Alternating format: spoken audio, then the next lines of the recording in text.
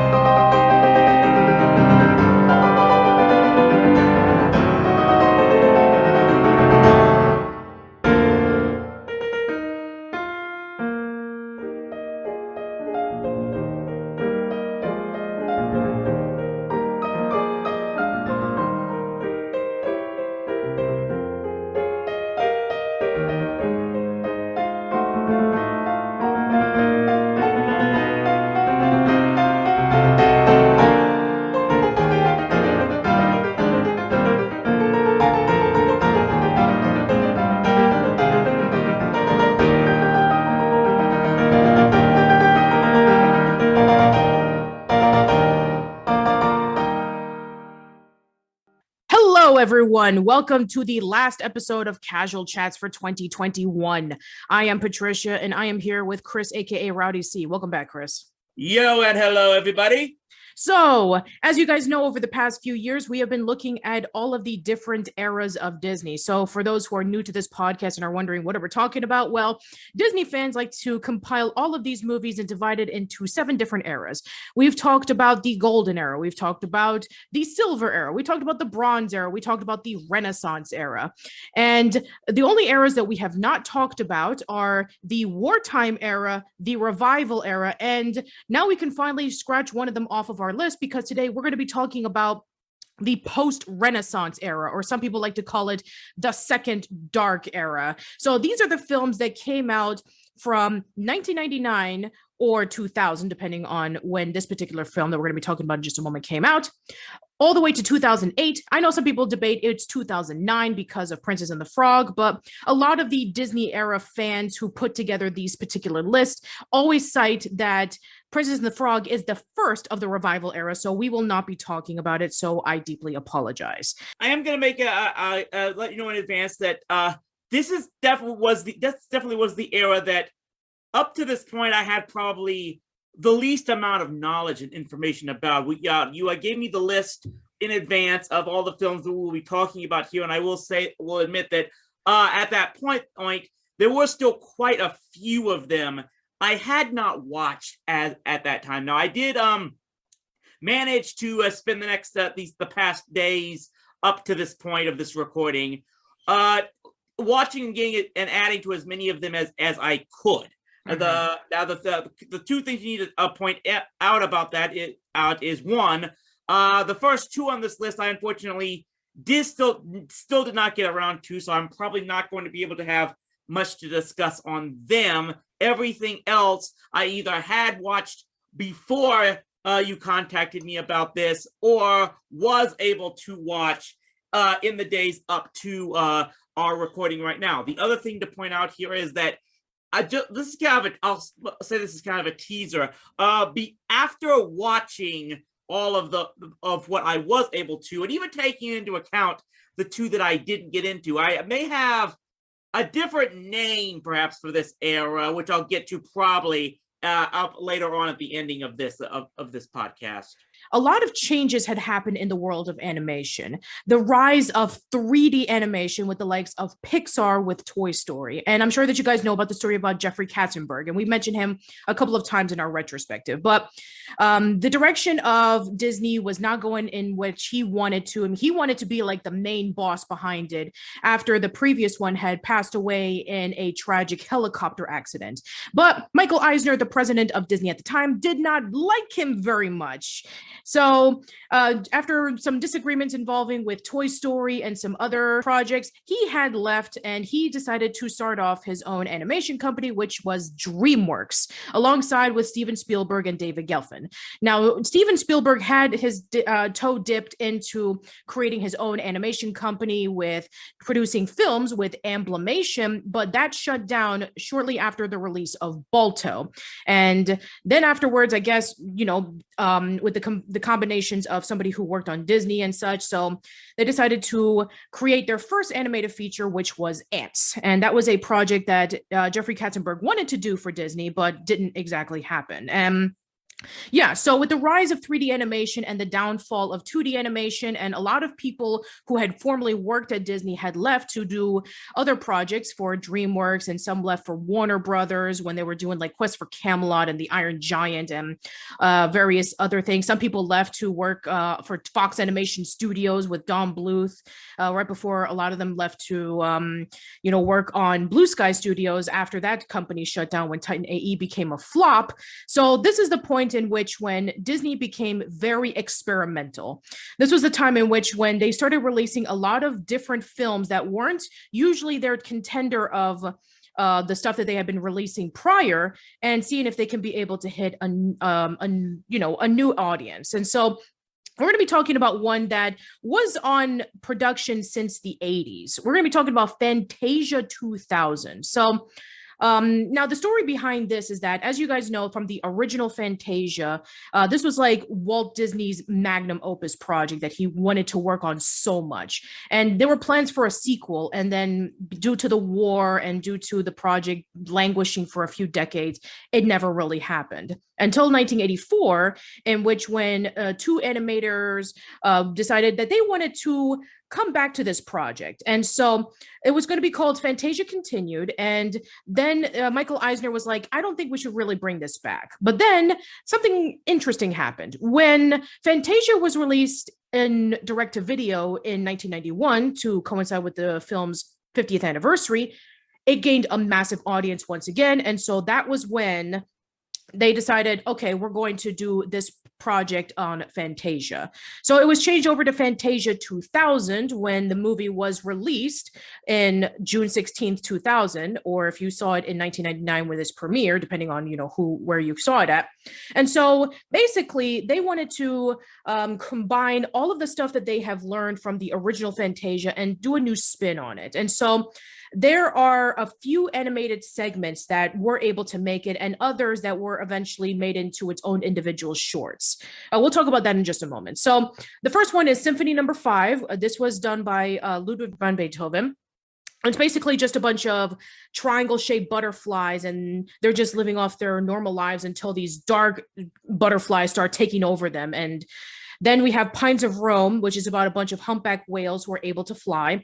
Rhapsody in Blue is about a construction worker who wants to be able to become a musician, a couple who's able to drop off their daughter, and the daughter is basically just not doing very well in the classes that she's in. You have a husband who's like really depressed because his wife is spending all of his hard-earned money on her dog. And then you have a man who is struggling with finding a job because it was during the Great Depression. And so you get to see what their lives are like in this one huge segment.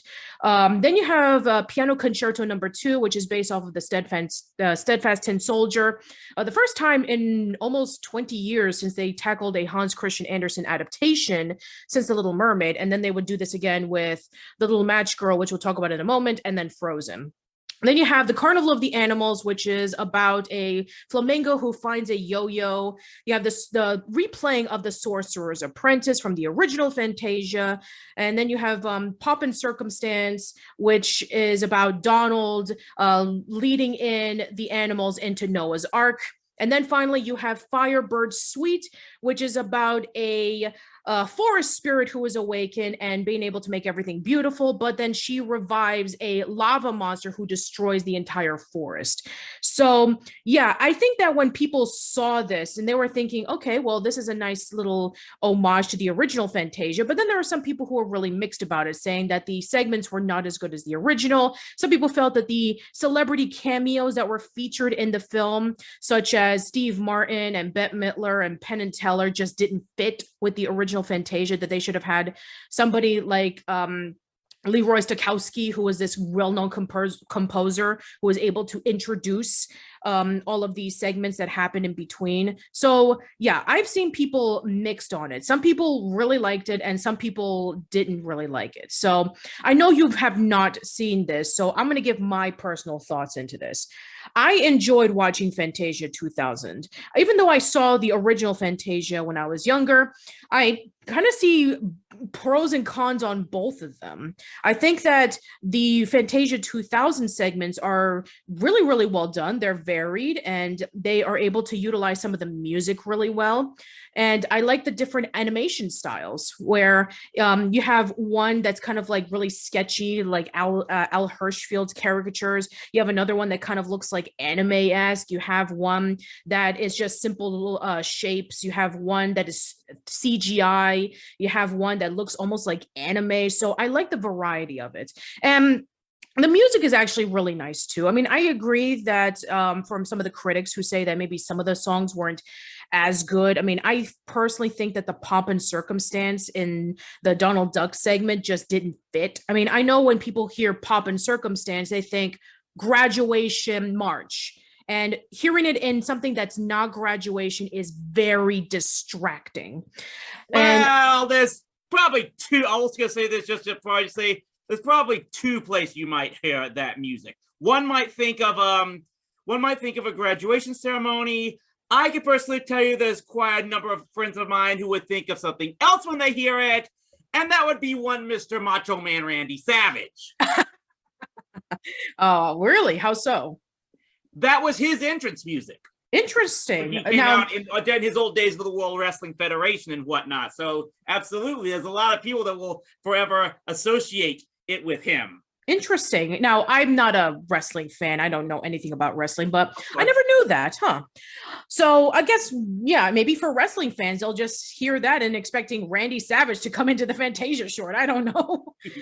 But yeah, and also I think that, some of them are a little bit shorter than others, like the Carnival of Animals is not very long. It's the shortest out of the bunch. I think it's like less than 5 minutes. And so is Symphony Number 5, but that makes a lot of sense because it is the introduction.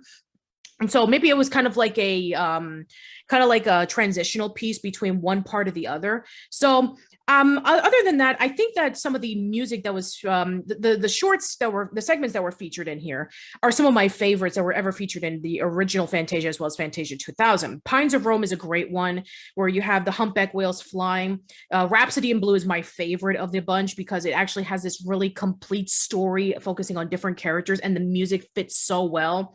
And Firebird's Suite is a beautiful way to end it off. It definitely reminds me a little bit of like how Night of Bald Mountain and Ave Maria was, where it was like really, really dark, but then it just has this really nice triumphant note. In this one, it has a really sweet note, then it ends up really, really tragic, and then it ends up being really sweet again, which is a nice little closure. So yeah, I think it's really good. I think it's right up there with the original Fantasia. And from what I've heard, they actually wanted to do a sequel to this. They wanted to call it Fantasia 2006. And there were actually a few shorts that they had completed that they were going to release alongside with those, but it never happened. Probably one of the most famous ones that a lot of people can probably say in terms of like, oh yeah, this was originally supposed to be there, but then it didn't happen, was The Match Girl. So very similar to how The Steadfast Tin Soldier was a Hans Christian Andersen adaptation. This was also going to be part of it as well, where it focuses on the story of the little match girl, the match girl who tries to sell her matches, but nobody is interested in buying it. And so whenever she lights matches, she sees scenes of food and she sees of warmth and she sees her grandmother, and then it ends in a very tragic note. I'm not going to spoil it for those who haven't seen it or maybe even haven't read it yet. And another one that's become pretty famous in over time is Destino. Destino is the short that was the collaboration between Walt Disney and Salvador Dali. And that has been released recently on Disney Plus, but the only way that you can find it was, I believe, an extra for one of the Blu-rays in one of the Disney films. I don't remember which one it was. And then there was another film that came out called Lorenzo, which was released alongside with Raising Helen. And I believe it was also a released on Disney Plus as well. And I think this was worked around the same time as Destino. And then there's One by One, which was released alongside with Lion King 2, Simba's Pride Special Edition. So yeah, I think that overall, this is actually a pretty good Disney film. It's definitely like a nice little homage to like the original film, and they were able to do different things with it. Now, whether we see a Fantasia 2050, I don't know at this point in time, but from what we had as a follow-up, I thought it was actually pretty good. I will say this, I've been doing some research during all this. It is quite important to note, and maybe one of the advantages they had was the fact that not only this, but another movie we'll be getting to for probably very shortly had been in long development for quite a long time. But I should point out the first 3 movies of this period that were released in less than 1 year's time, and that might be some contributing factors to any possible flaws that some people may have thought were in any one of these first 3. Mm-hmm. I guess that does make a lot of sense, especially since I know the next film we're going to be talking about was collaborated with another animation company. And Fantasia 2000 was mostly done in-house. So they were working with a lot of projects, and whether the quality of it matched, I know it would be really debatable for a lot of people. So yeah, I think overall, I think Fantasia 2000 is pretty well done. The next movie we're going to be talking about is Dinosaur. Now, I think more people will be familiar with the Disney ride than the film itself. So this film was conceived around the 80s, where they wanted to do a more darker, more realistic take on dinosaurs, inspired by the Fantasia short, as we talked about during the golden era. So it might be either be more familiar with the ride, or perhaps certain other TV series with a similar name back in the 1990s. Yes. That was originally the creation of one Mr. Jim Henson. Yes, which we did talk about in one of our first episodes of Casual Chats. The 1991 ABC sitcom Dinosaurs, which now is on Disney Plus, and I would highly recommend you should go watch it. Still holds up after 30 years later. Anyway, so Dinosaur, as we're going to be saying, not to be confused with dinosaurs. So right. Okay, I know it's confusing. So yes, they originally wanted to have a more darker take on it, but then when they were working on it, then, well, something new happened in terms of like technology. So yeah, they basically spent a lot of time working on a lot of the animation for dinosaurs, because they wanted to make it into like a more realistic take on it. And they collaborated with the Secret Lab, which was part of the division on Walt Disney Animation Studios. And so then after a while, they released the trailer. And I remember when I first saw the trailer, I was like blown away when I first saw it, combining live action set pieces with CGI. And at the time, I thought this looked like absolutely real. I was just blown away with it. And I was like really, really excited for watching the movie. I did eventually see it. And then I just thought, wait, this is it? Oh, the dinosaurs were talking. I thought it was going to be like completely silent. I thought it was going to go into a more realistic direction, kind of like what they did with Land Before Time. But no, it didn't exactly do that. Instead, the story is about an iguanodon by the name of Aladar, who is raised by lemurs. And as time goes on, there's a huge meteor crash that destroys the island, and they have to be able to find another place where they can call home. I know, akin to Land Before Time. And then afterwards, they meet up with a pack of velociraptors that they're trying to get away from. And then they meet up with another herd led by Kron, where he's like really, really strict, and he wants everything to be, in order so that they can be able to find a place that they can be able to call home.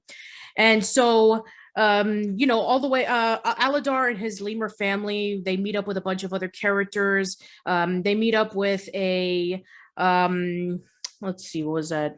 And that's the thing about this movie. I really am terrible with the names of these characters because they're just not really that memorable. I mean, the story itself is not very memorable either. It's not that it's a bad movie.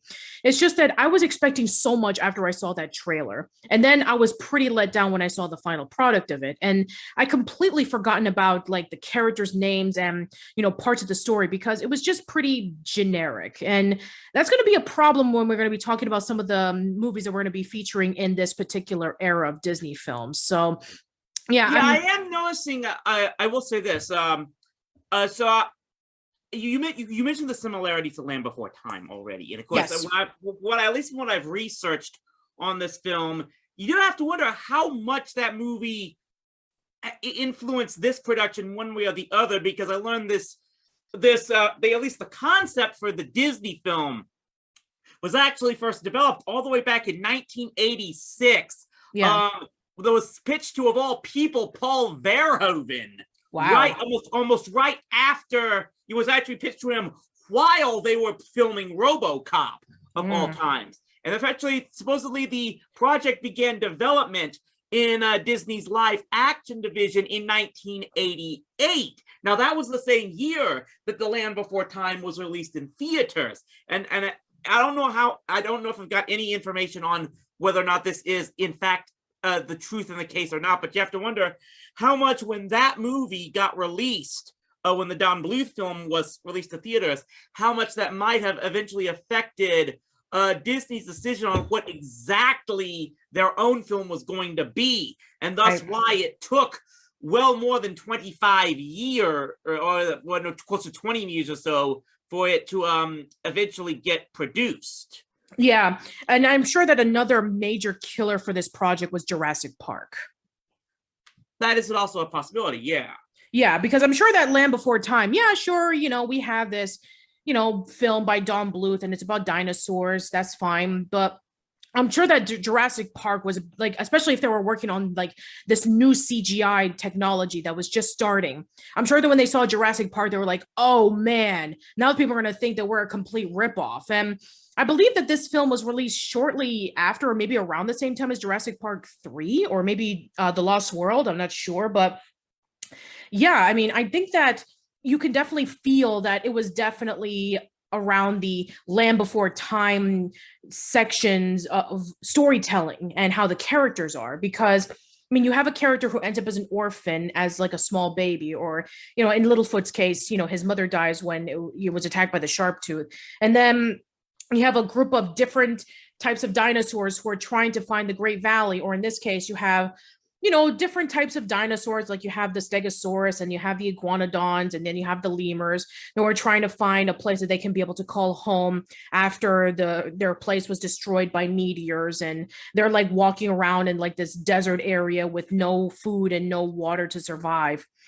Instead of like we do have the we do have the Carnotaurs, who are the villains of the movie, quote unquote, but then we actually have Kron, who's technically the main villain of the movie, who is the leader, who is very insecure, and he's very selfish, and he just wants nothing but to make sure that his way is the only way. And so basically we have another character who's in there, Bruton, who's almost similar to Kron, who he's like his assistant, and he turns around in the end, but Kron does not. And so we have kind of like three villains almost back to back. One of them actually does have a redemption moment, the other one does not, and then the other one is just a bunch of Carnotaurs. And the threat of them is every so often very similar to the Sharptooth in Land Before Time. So yeah, I mean, there's some jokes in this one that is not very good. I mean, Zini is probably the one that everybody thinks of when it's like, oh yeah, this just doesn't fit, when he's talking about like, making a bunch of wisecracking, sarcastic jokes in a time in which when you have the prehistoric period, it's like these jokes just don't fit. And again, this is a reoccurring thing that I have been seeing in some of the Disney films we're going to be talking about in just a moment. I guess they were looking for their next funny side character, kind of like Scuttle or kind of like Timon and Pumbaa, or kind of like the genie, in which, like, he's the one who makes the funny jokes, and the main character is the serious and calm and resourceful one. So yeah, he didn't exactly work, to be quite honest. And nothing to say about Max Casella. He also does a great job voicing as Daxter in the Jack and Daxter series, and that actually works to his advantage, by the way. But this one does not. And the other characters, they're just, they're just nothing really that special. I mean, I can't really say anything about Aladar other than he's just a normal dinosaur, and he's, he wants to be able to help out the group so that they can be able to find their way to a nice place to live. And Pilo is the nice mother of the group, and Yar is the gruff father and grandfather of the group. And Suri, she's the nice sister. So yeah, I mean, there's just, you can easily just surmise it to just simple things. It's like, okay, Nira's the love interest, and Kron is the tough leader, and Bruton is as well, but he also, kind of redeems himself in the end. And Bei Ling, she is the kind elderly one, and Ima is the wizened elderly one. Yeah, I'm sorry. I mean, for those who like this movie, that's great, but I kind of put this like middle of the road. I don't think it's the worst of this era. I don't think it's the best either. I think it's just somewhere in the middle. And there's a reason why people remember the ride more than they remember the film. I mean, even so, the film, the ride has absolutely nothing to do with the story.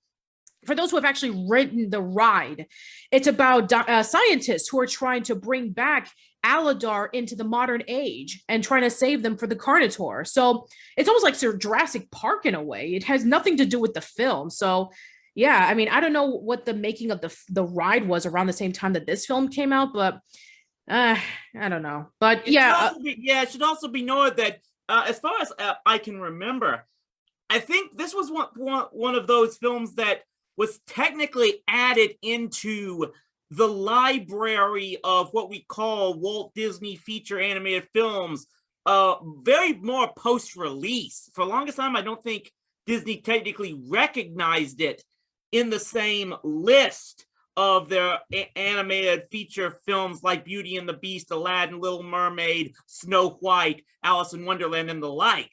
Right. So perhaps even that is why it because though people didn't immediately grow up with it being released, being promoted as one of their top animated feature films, might be another reason why it's not quite remembered that much as far as that goes. And unfortunately, pretty much none of them are, except for one movie, but we'll get to that in a moment. But if you were to go to maybe a Disney World or Disneyland park where you go to the gift shops, you might see maybe some toys or some artwork or some other bits of merchandise, but if you were to go outside of that, like maybe to a Toys R Us or maybe to a clothing store, you wouldn't see any of these characters outside of just like the Disney stores. And sometimes they can be really, really obscure. So yeah, unfortunately, most of these movies have pretty much became forgotten. And, there's a reason why a lot of people kind of like put this in the post-Renaissance era or call it the second dark era, where they say that these movies are very similar to how the movies in the 70s were, in which that they were being experimental, they were trying new things, they kind of like lost their way after a lot of crucial people who were essential to the company left, and also the fact that 2D animation was in a massive decline with the likes of DreamWorks and Pixar being majorly competitive around this time period. I mean, that was what the 2000s were. It was a fight between DreamWorks versus Pixar, and then the only thing that Disney had in terms of keeping themselves afloat were the direct-to-video movies. And we did a whole podcast on that, so you can go check that out. So Yeah, let's go over to the next film, which is The Emperor's New Groove. Now, I've heard a lot of interesting history behind this film. This was originally supposed to be a film called Kingdom of the Sun, and it was supposed to be like this massive musical epic. But because that Pocahontas and Hunchback of Notre Dame became not very successful compared to what other films at the time were, they decided to bring Mark Dindal into the limelight to bring some more comedy into it. And yeah, there's actually a really interesting documentary that came out called The Sweatbox, where you can be able to see the behind the scenes footage of the making of Kingdom of the Sun. So, yeah, basically they decided to turn it into a buddy comedy. They decided to make it into a buddy comedy where it focuses on a emperor named Cusco who was transformed into a llama by his advisor Yzma because she wanted to become the emperor. And basically he needs to be able to change himself back. And we have a village leader named Pacha who helps him along, but there's a difficulty with Pacha as well because Cusco wanted to take down his village so that he can be able to make a pool. And so they have to work together so that they can be able to go back to the palace and Cusco can be able to turn back into a human and get rid of Yzma once and for all. And man, this movie is freaking hilarious. I watched this and I watched what was it? El Dorado around the same time when I was doing Dream Machine with Aaron from the Aaron Meta show. I'm sorry for those who are going to probably disagree with me. I just think El Dorado is simply okay. I prefer this one more because it's more funnier. The chemistry really, really works. The characters are actually different, unlike the two characters from El Dorado, in which I just feel like they were pretty much the same character. And also, I really like the speed of the animation on this. It was something that you don't expect to see in a Disney film, but it actually works pretty well. Yeah, it does. We'll say this: it is very interesting to hear that this movie was originally developed to be something much more epic and serious on the likes of a Pocahontas and the Hunchback of Notre Dame. When even still, not only was even from the beginning the main character was to be voiced by a comedic actor in David Spade, but also the more or less peasant character, the original idea for the peasant character that was going to be the sidekick in this movie would have been voiced by Owen Wilson. Another more primarily known for comedy. That's very interesting. Now, of course, yeah, Wilson was eventually dropped, and the remade character for this movie was eventually voiced by John Goodman. Thank God that they did it because. And then, not to say anything bad about Owen Wilson, but he just has like the same old laid back tone. It's like, hey, how you doing, man? Everything's good, man. And he would kind of like have that kind of same voice with like when he was Lightning McQueen in Cars. But man, John Goodman hit it out of the park for me. Right, and they also added, of course, the likes of Patrick Warburton and, of course, Eartha Kitt as the main villain and whatnot. So I think that when you look at it that way, yeah, had they been going with making a more serious type of film with that type of cast, it probably might not have worked anywhere close to as well as it did. That being said, I will agree with you as this one turns out to be a bit underrated and underappreciated. It is a very entertaining film. I'm gonna say that much. There's just a couple of things that I think probably affected the reception to this film. The first is another film that you already mentioned, which is The Road to El Dorado, which actually was released the same year as this. Yes. It's kind of one of those unfortunate, I'm gonna do the unfortunate circumstances where it seems like when I grew up, it seems there's occasion where two movies that were almost the exact same principle end up getting released at the same time, like Dante's Peak and Volcano at the same time. Deep Impact and Armageddon at the same time. So that may have affected it in some way or another, that it does have, they're both more or less buddy comedy adventure movies. Mm-hmm. That may have been affected. The other thing is, I have a feeling a number of audiences, well, I wouldn't call this a bad movie. It is one of those, and it's probably one of the first in a string for the next few years, that it didn't really feel like a Disney movie. Yeah. Every time I think of this, I will admit, the style and the comedy and the performances, it was more akin to probably something that Warner would release. Yeah, because of you're the right. It product. does feel like something that Warner Brothers would release. I mean, even though that Warner Brothers didn't exactly do well with their animated films because, what was it? The Iron Giant was considered to be a massive failure in the box office. And then the next film that they were going to release afterwards was, I believe, Osmosis Jones. But yeah, you're right. It does have that rubbery comedy, fast animation style that you would never expect to see in Disney, where everything is much more softer in tone. It's a lot more quieter. And at the time, a lot of them knew about it for the musical numbers. And this one was originally supposed to be a musical, but it had no music in it. It was mostly focusing on the comedy. And there's little bits of remnants of the music if you were to be able to look back on the Sweatbox and some deleted scenes and some behind the scenes stuff where you hear Eartha Kitt singing Kingdom of the Sun. But yeah, this is something that was completely different. And we wouldn't see a buddy comedy movie until I don't know. That's a good question. I'm trying to think, like Zootopia. That was a buddy comedy movie, but it features cops. Well, one of them is a cop, and then the other one is kind of like a regular troublemaking citizen. So yeah, this is something that they didn't do very often. So the fact that this came out of nowhere and it was like, oh, this is something that I didn't expect to see in Disney. Yeah, it was like completely different. And I remember listening to the Animated Anarchy podcast, and we'll get back to that podcast in just a moment, where Andrew Dickman and Chris Niosi were discussing about how the year 2000 was kind of like the year of animated film failures, because around the same time of Emperor's New Groove, Titan AE was released, then The Road to El Dorado, as you mentioned before. So you have these movies that just came out and they were failures in the box office. Now, that's not to say that it was a failure in the box office, because it was not.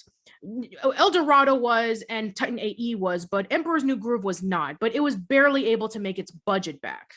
So it was considered to be kind of like an underperforming film. And that was why it only gotten like a bit of a major cult following until years later, when we had Kronk's New Groove, which was the direct-to-video movie focusing on Kronk, and then Emperor's New School, which was kind of like a prequel series about, or maybe a sequel series where Cusco went to school or something. I have no idea where that fits in, to be quite honest. I mean, to be fair, I've never seen the show, but yeah. Overall, I really enjoyed this movie. It's one of my favorites in this particular era, and one of my favorites overall. All right, then. So let's go over to the next film, and that is Atlantis, the Lost Empire. And this is definitely akin to this definitely does not feel like it's a Disney movie. And it's actually funny because just recently they had announced what their next animated film was going to be, and it was Strange World. It was supposed to be about a group of kids who wandered into this really weird mystical world. And I was thinking to myself, wow, this definitely feels like something that would have came out in the 2000s, because you have Atlantis and Treasure Planet, which are featuring these characters who go into these weird mystical worlds. And so yeah, this is definitely very different. So inspired by the likes of Jules Verne books and the distinctive style of Mike Mignola, who you may know from the Hellboy comics, you have the story focusing on a young linguist by the name of Milo Thatch, who in 1914 had discovered the Shepherd's Journal, giving the directions to the city of Atlantis. And nobody believes him, nobody is listening to him. And so he wants to be able to fulfill this dream in honor of his grandfather. But then all of a sudden, you have this crazy millionaire by the name of Mr. Whitmore, who funds the entire project and brings in his whole expedition so that they can be able to find the city of Atlantis. And then along the way, they meet up with the citizens of Atlantis. He meets up with a princess named Kida, and then he discovers some things that may or may not be very crucial to what happens with the city and what happened overall in terms of the plot. So yeah, I had not seen this film before, so I went into it with completely fresh eyes.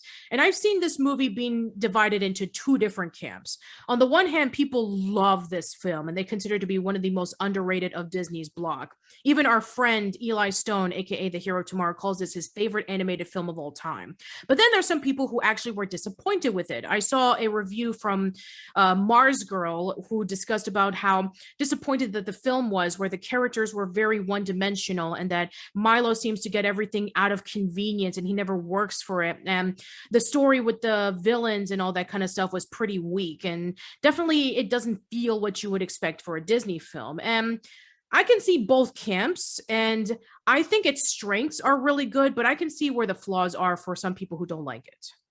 Yeah, this is definitely was the and maybe there were some inklings to some of the previous films we talked about, but this to me was probably, especially from this time period, was definitely the first attempt where Disney decided they were going to do something in an absolute, completely different direction that from what they had been known for, especially in the Renaissance era. First off, even though this is something that's definitely for the most part was a much more original idea that they had.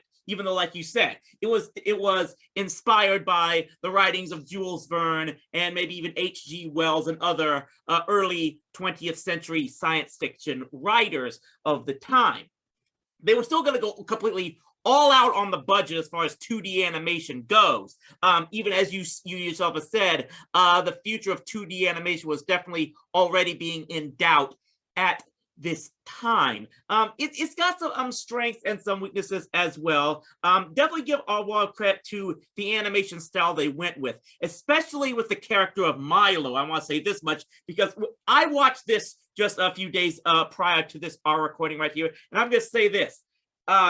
Just looking at the character design they went with Milo, I could absolutely see, and it wasn't just because of the voice, I could practically see that the actor that was portraying him in animated form, which of course is the great Michael J. Fox in there. So a lot of props for them to be able to get that down on. I will say, watching this and without giving away too many, trying to give any spoilers to the completion of the movie and whatnot, it looks like this was one time when they may have been trying the start of the old twist reveal villain that of course would be later perfected in the revival era, which we'll probably get to later on in a future video recording and whatnot.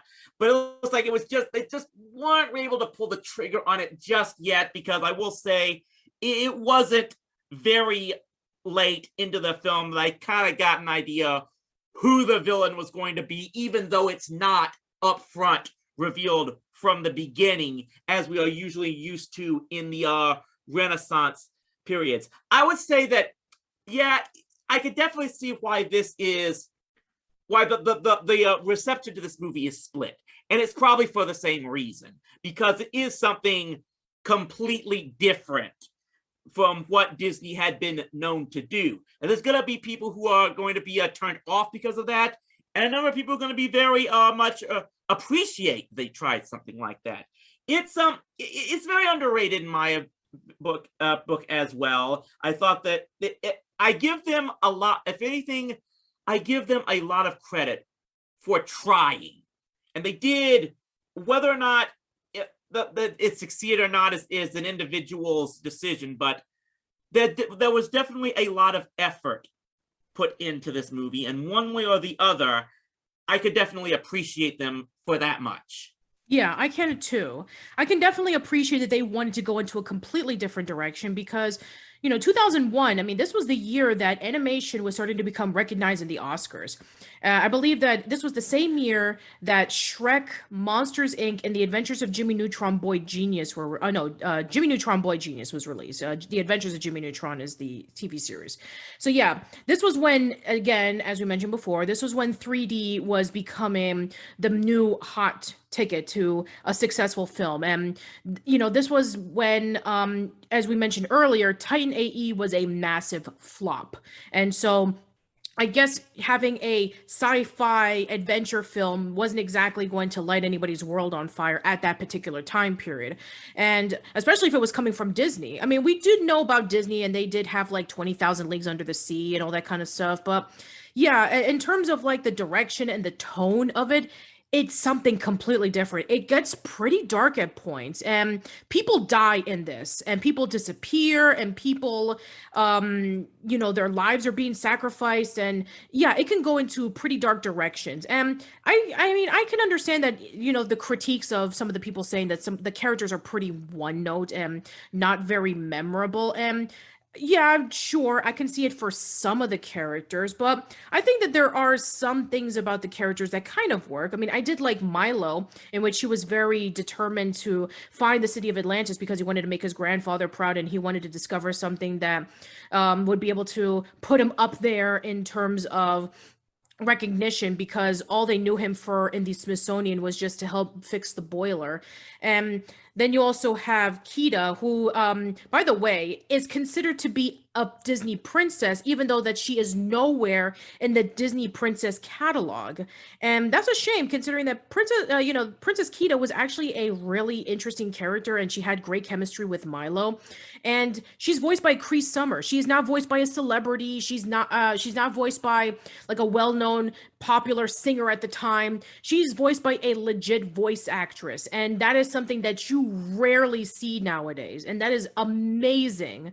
And also, all the other characters are also very intriguing as well. The first like main African American character, Dr. Joshua Sweet is in this. And I remember the newspaper articles were talking about this, saying, when is Disney not going to be focusing on white people or something, and saying like, hey, we need to have more variety in nationality with the characters. And well, at the time, here you go. But we have gone so far since then. If you see a lot of the Disney Channel animated shows, such as Amphibia, The Owl House, and Star versus the Forces of Evil, and The Ghost of Molly McGee, we have a lot more variety of different characters with nationalities. And then we also have let's see, other characters as well, such as Audrey Ramirez, who is a mechanic, and we have Packard, who's like this very sarcastic radio operator who's very cynical, and then we have Hardcourt, who dismisses Milo's thoughts of Atlantis being a thing, and he's barely in the movie. He's just kind of like the little foil at the beginning. And then you have Cookie, this was like the last role of Jim Varney right before he passed away of lung cancer, and there was like dedication to his memory. So yeah. And then then you have Mole, which a lot of people, they remember Mole because he's like this really weird character, and he acts like a mole and he digs around and he like fiddles around with things. And another voice actor, Corey Burton, plays as him. And then you have Santori, who's a demolitions expert. He's also another very memorable character for a lot of people, and he's voiced by Don Novello. And if you know Don Novello, he can be like that kind of weird, quirky character. And I guess, admittedly, when it comes to like the villains, Commander Rourke, he definitely doesn't seem like, oh, he's he's gonna be like the good guy. When I just saw how kind of threatening he was with his size and his mannerisms, with the way he looked, I knew he was going to be the bad guy. It was not so much of a big surprise. But he's played pretty well by James Garner. He was really convincing, and can be really brutal, especially when he was able to take down the chief of Atlantis. So yeah, I mean, the animation is beautiful, by the way. It still holds up. I saw it recently on Disney Plus. It still looks absolutely gorgeous with the colors and the designs, and everything about it was just really, really just epic and outrageously beautiful.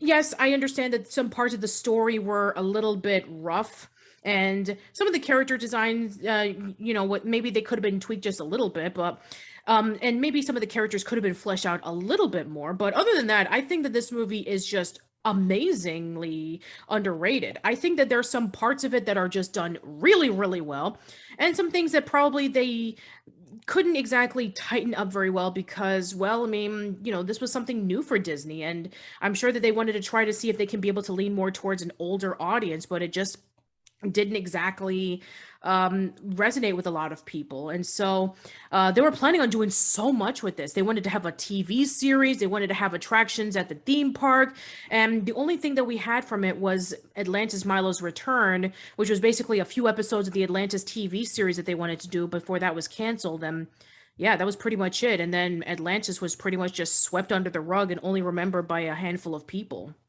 It definitely looks like, the more I think about it, there's basically, you look at this movie and there's probably two other films that people might compare it to.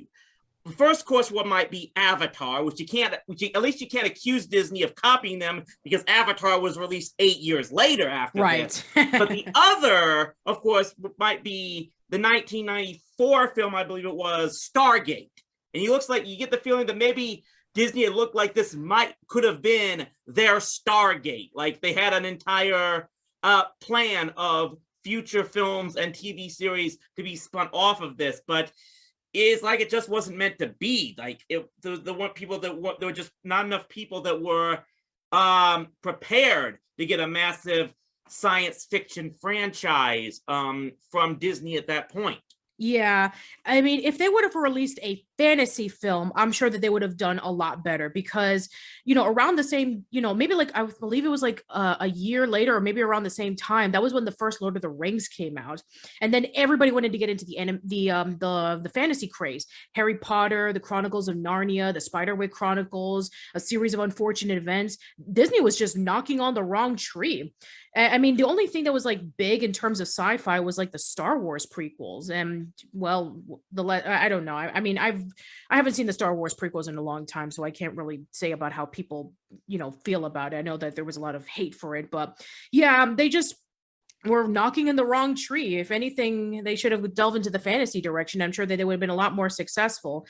But yeah, other than that, I think that Atlantis does have a lot to offer. Does it have flaws? Of course it does. But the things that they did achieve, they achieved it amazingly well. And I'm really sad that they didn't attempt of trying to expand the legacy of it, because I'm sure that there would have been a lot of possibilities for stories and character growth and all that kind of stuff. But no, that didn't happen. So. But at least for the people who do remember it, it still holds into the memories of a lot of people. So at least we'll have it there. All right, so the next one we're going to be talking about is Lilo and Stitch. Now, out of all of the films that came out during the 2000s, this is the one that made it big. Even still to this day, whenever I go to a store, I still see merchandise of Stitch. I went Christmas shopping the other day and I see Stitch socks. I saw a Stitch mug. I saw a Stitch stuffed animal.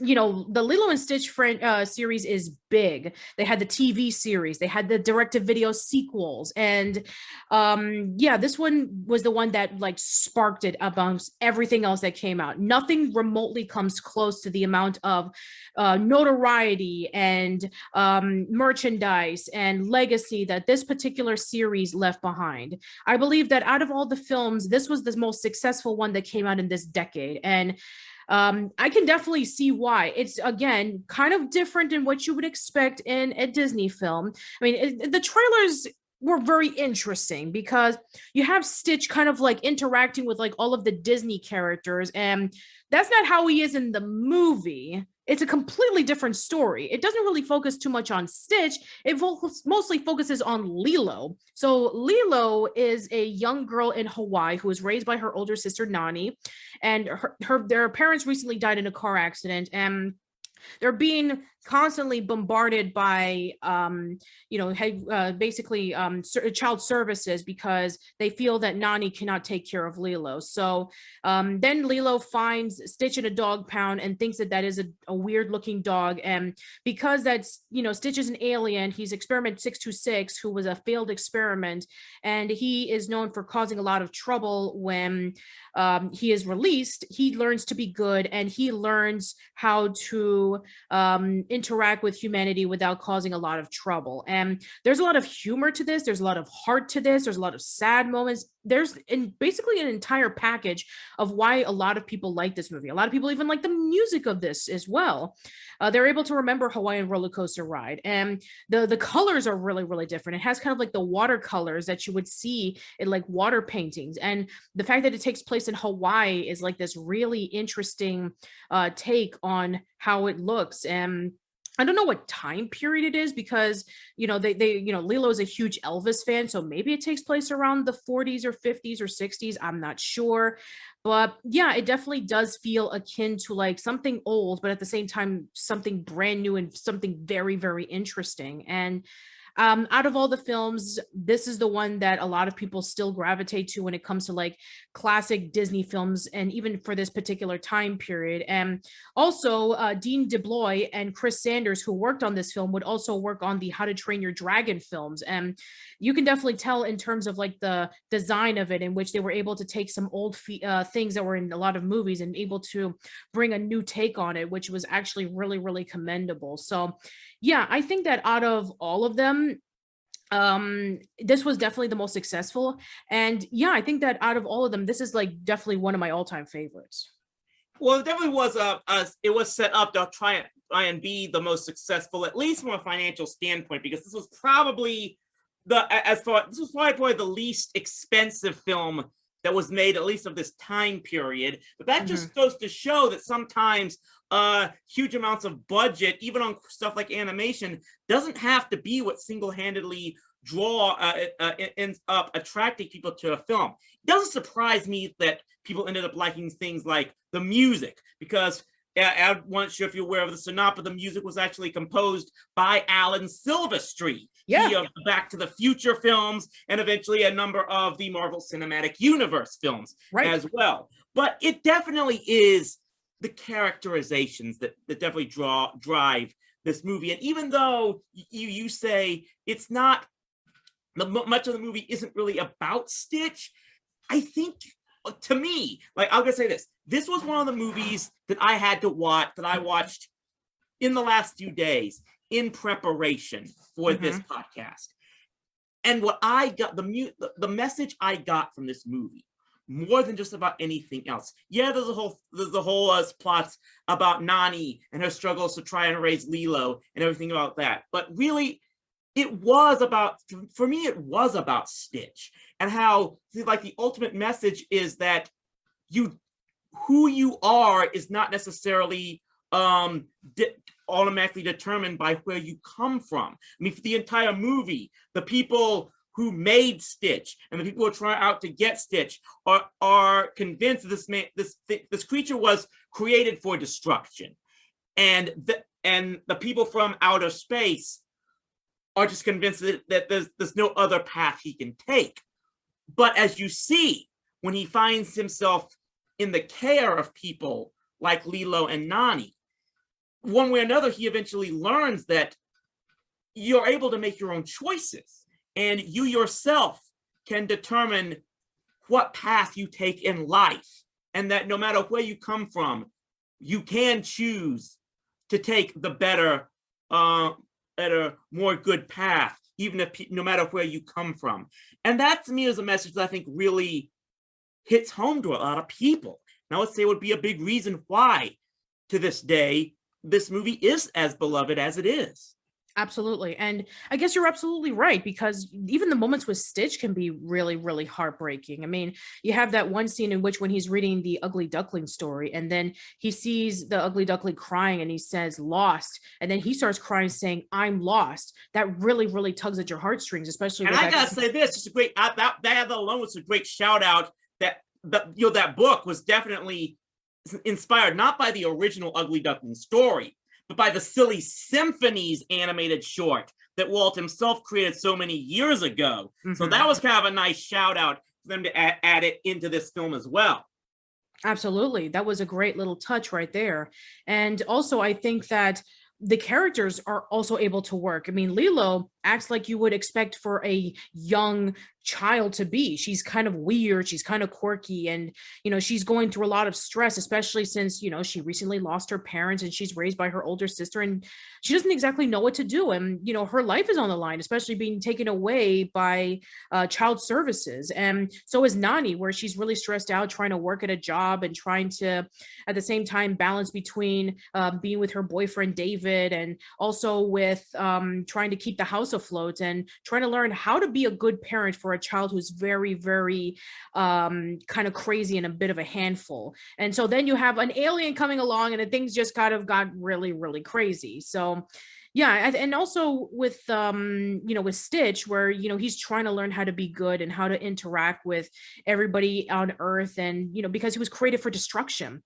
And so then you have like Dr. Jumba and Pleakley coming down so that they can be able to retrieve him, and they also have pretty good chemistry as well. And then you have Captain Gantu, who's kind of like the villain of the film, where he's trying to capture Stitch so that he can be able to bring him back. And yeah, there's a lot of great moments in here. There's a lot of funny moments in this as well. And so I think that's why a lot of people just really, really gravitated to it, because it has something for everyone. It's very heartwarming, where you get to learn about the lesson about, like, Ohana means family. Family means nobody gets left behind or forgotten.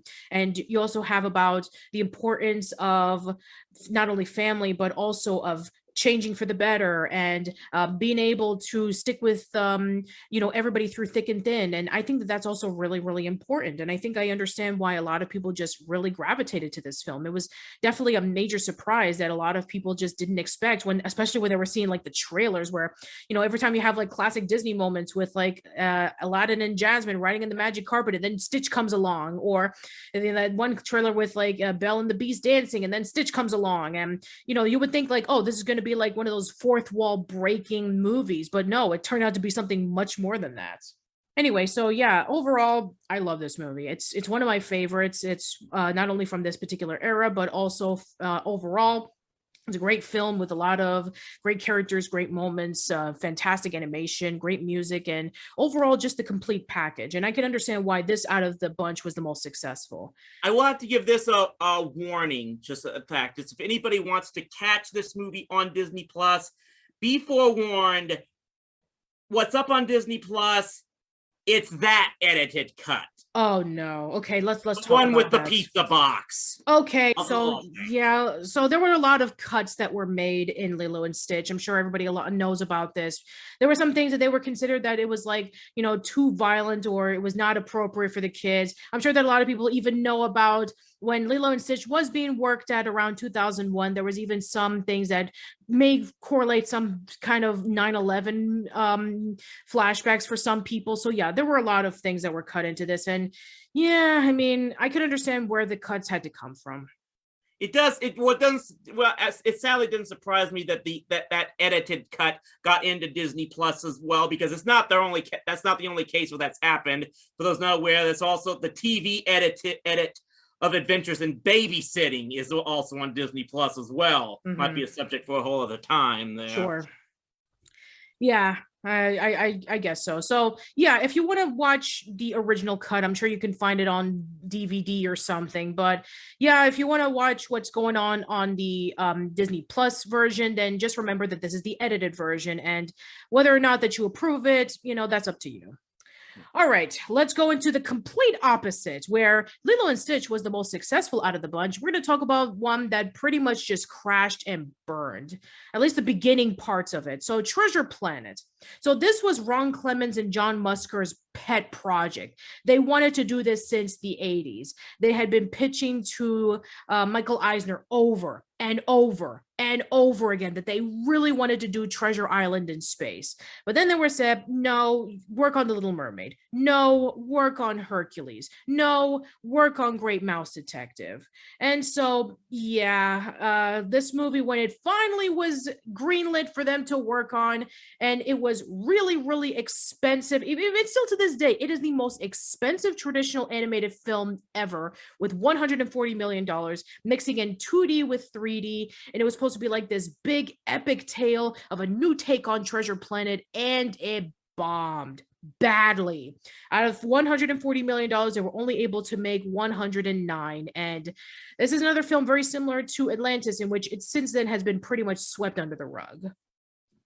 But at the same time, is has been picked up as an underrated classic by a number of people, especially in the online community. I do feel it is interesting that there have been probably 3 major film adaptations of Treasure Island that probably, at least in the public lexicon, and all 3 of them have actually been made by Disney. There was, I believe, the 1950 film, which, if I remember correctly, was actually the very first live-action film that Walt Disney Pictures ever made. Mm-hmm. The next one is, of course, Muppet Treasure Island, Right. which was released back on in the mid 1990s.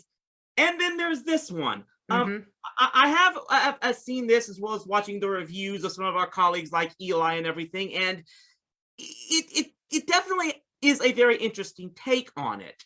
Because obviously they were definitely trying to do something, probably because they had those other two versions that had since been released as well. For me, it is kind of disappointing to hear that it made so little, and I just wonder if this was another situation like Atlantis, where people just weren't expecting anything like this from their studio. If this had been made by another one like DreamWorks or Warner, would it have done better? But because it is a very for me it is a very underappreciated take, that there was a lot of creative effort that went into this thing, even without the animation. Just the idea to create this new setting, to put the exact story in. I really have to give a lot of credit to Ron Clements, John Musker, and Rob Edwards for being able to put something like this together. Yeah. And just having a cyborg for Long John Silver, the whole idea of warp speed and space travel being involved and everything. It just, for me, this is one that, if you want to look at the underrated films, especially from the Disney library, this might be at the top of the list for me as far as it goes. Now, maybe there might be one or two others we're going to be going on in this very in this very podcast as well, and I'll get to that later. But for the effort they really put into this, I'm kind of sorry that what happened, because I thought it deserved quite a bit more than what it got. Yeah. Now, this is actually a film that I saw in theaters. And when I walked in with myself, my sister, my cousin, and my mom, it was just us. Nobody was in the theater. It was just us watching this film. And I remember, like, towards the third act, my cousin was in the background falling asleep.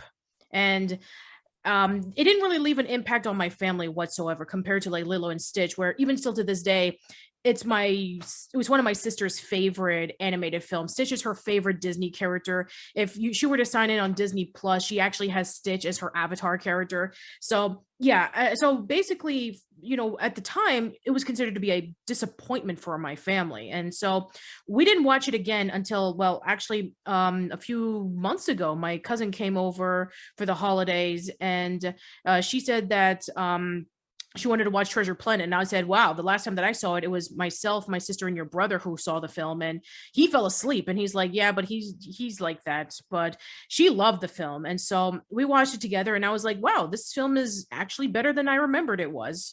And there are some things that I did really like about it. So it is a brand new take on a classic story by Robert Louis Stevenson. It does carry the spirit of the original book, but at the same time, it has some major changes and tweaks to it.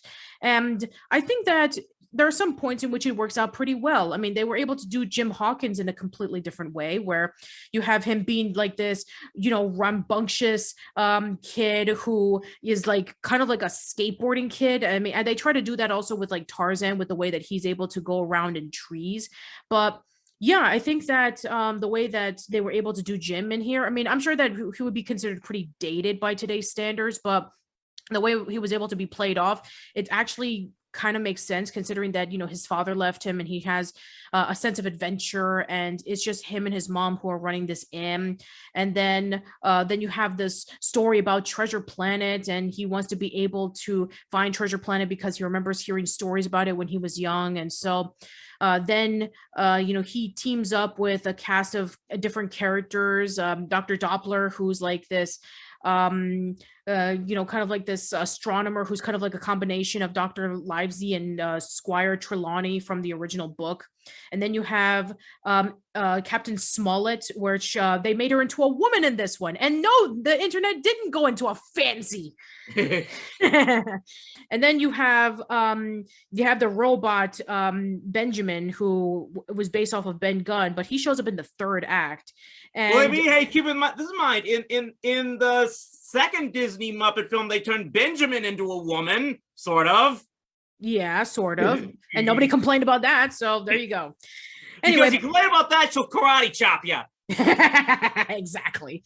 And I really like the way that they did Long John Silver in this really interesting cyborg who has a bit of a double edge, where in the original, book, he was kind of like mostly a bad guy. He did have his good moments, but he was mostly the bad guy. But in here, he actually is pretty sympathetic, and he actually does have a really nice connection with Jim. And I just thought that is a really nice tale on it, because you have Jim, who's never had a father in his life, and then you have Long John, who sees a lot of himself in Jim, and so they had this really nice chemistry together. And by the same token, I keep going back to this one. That was something that probably Disney did before with Tim Curry's character in the Muppet version as well. So that was definitely something they've done before. Yeah, exactly. And so I know that they were able to do so in the original book as well and in other adaptations, but here I genuinely felt it. And I thought that that was really, really well done. And it is very true, very similar to like Atlantis, in which maybe some of the characters are kind of one note and only have like a few traits that don't make them really complex. But I think that the adventure part is what really gravitates to me. I mean, it's definitely a lot more interesting to watch than something like Titan AE, where I actually know about the history about this film and how much better it could have been, and all the behind the scenes issues that they had, where it just becomes pretty generic. But here, I feel, even though that they were able to adapt a modern take on a classic story, they were able to make some changes into it that was actually really, really interesting. I mean, it kind of feels like a, steampunk kind of experience, in which you have like the mixture between the old and the new, where people are really interested in like, dressing up in like old timey gear, but it takes place in the future. So yeah, I've seen my fair share of steampunk and cyberpunk get-ups, and I've been to a few stores like that. And even in some of the Renaissance festivals where they have like steampunk and cyberpunk themed events over at the fairs, I have seen my fair share of that, which makes a lot of sense. So I'm glad that they were able to take, once again, a brand new, interesting direction into it. Unfortunately, it may have not succeeded because not a lot of people were expecting that. And especially since 2002, you had like, I believe, Two Towers, and then Harry Potter and the Chamber of Secrets were coming out, and those were becoming like really, really popular. And then 2002, which I believe was around the same time when what was it, which DreamWorks film was that? Maybe it was possibly either let's see, Spirit Stallion of the Cimarron, or maybe it was Sinbad. Maybe it was one of those films. But yeah, I think that it's a shame that Treasure Planet didn't really get as much recognition, and it's again since been swept under the rug, and it kind of like stilted Ron Clements and John Musker's work on Disney until they came back from Moana. So yeah, I think that I want to say that again, I agree with you, Chris. I think that this and Atlantis are definitely pretty underrated, and I'm just sad that it didn't really leave a lot of impression on a lot of people. But just like you were saying before, it has gained a bit of a cult following, and yes, I would say that there are some flaws with it. I think that there are some parts of it that are pretty slow and kind of dull, and I think that there are some parts that could have like been tightened up a bit in terms of the story, and maybe some of the characters could have had a little bit more fleshing out. But again, some of the stuff that they were able to do was done really, really well, and it really impressed me after rewatching it again. So yeah, and it's so no, well, not only did it probably still like the careers of like Clements and Musker, you said, but the sad thing is this movie's failure at the box office is probably what started Disney on the path of no longer having faith in 2D animation, because at the very least, you could definitely tell that their future 2D animation projects were made with at least a much lesser budget, shall we say, as far as the animation quality, especially the next two films that we're about to get into. Yeah, I guess this is kind of like akin to what happened with Sleeping Beauty, in which they had a massive budget and they were going all out with what was the most advanced technology at the time, but then it made so little money that they decided to go even lower with the budget. And unlike with the that particular silver era where they had to resort on using a different animation style. And this is kind of like around the time in which when they were using their MGM studios to finish off the last bits of their films, and then afterwards, well, we'll get to what happened later on. So yeah, let's talk about the next film, which is Brother Bear. So it's interesting because this was the last film that was produced by Disney MGM Studios right before the studio shut down. And this was around the time in which when they wanted to do a very interesting take on North American lore, kind of like what they did with Pocahontas. So it was based off of a painting by Albert Bertstadt, and it was kind of like an idea of, let's see if we have the epic scope of the Lion King, except that instead of a lion, it's a bear, and bears are considered to be the kings of the forest.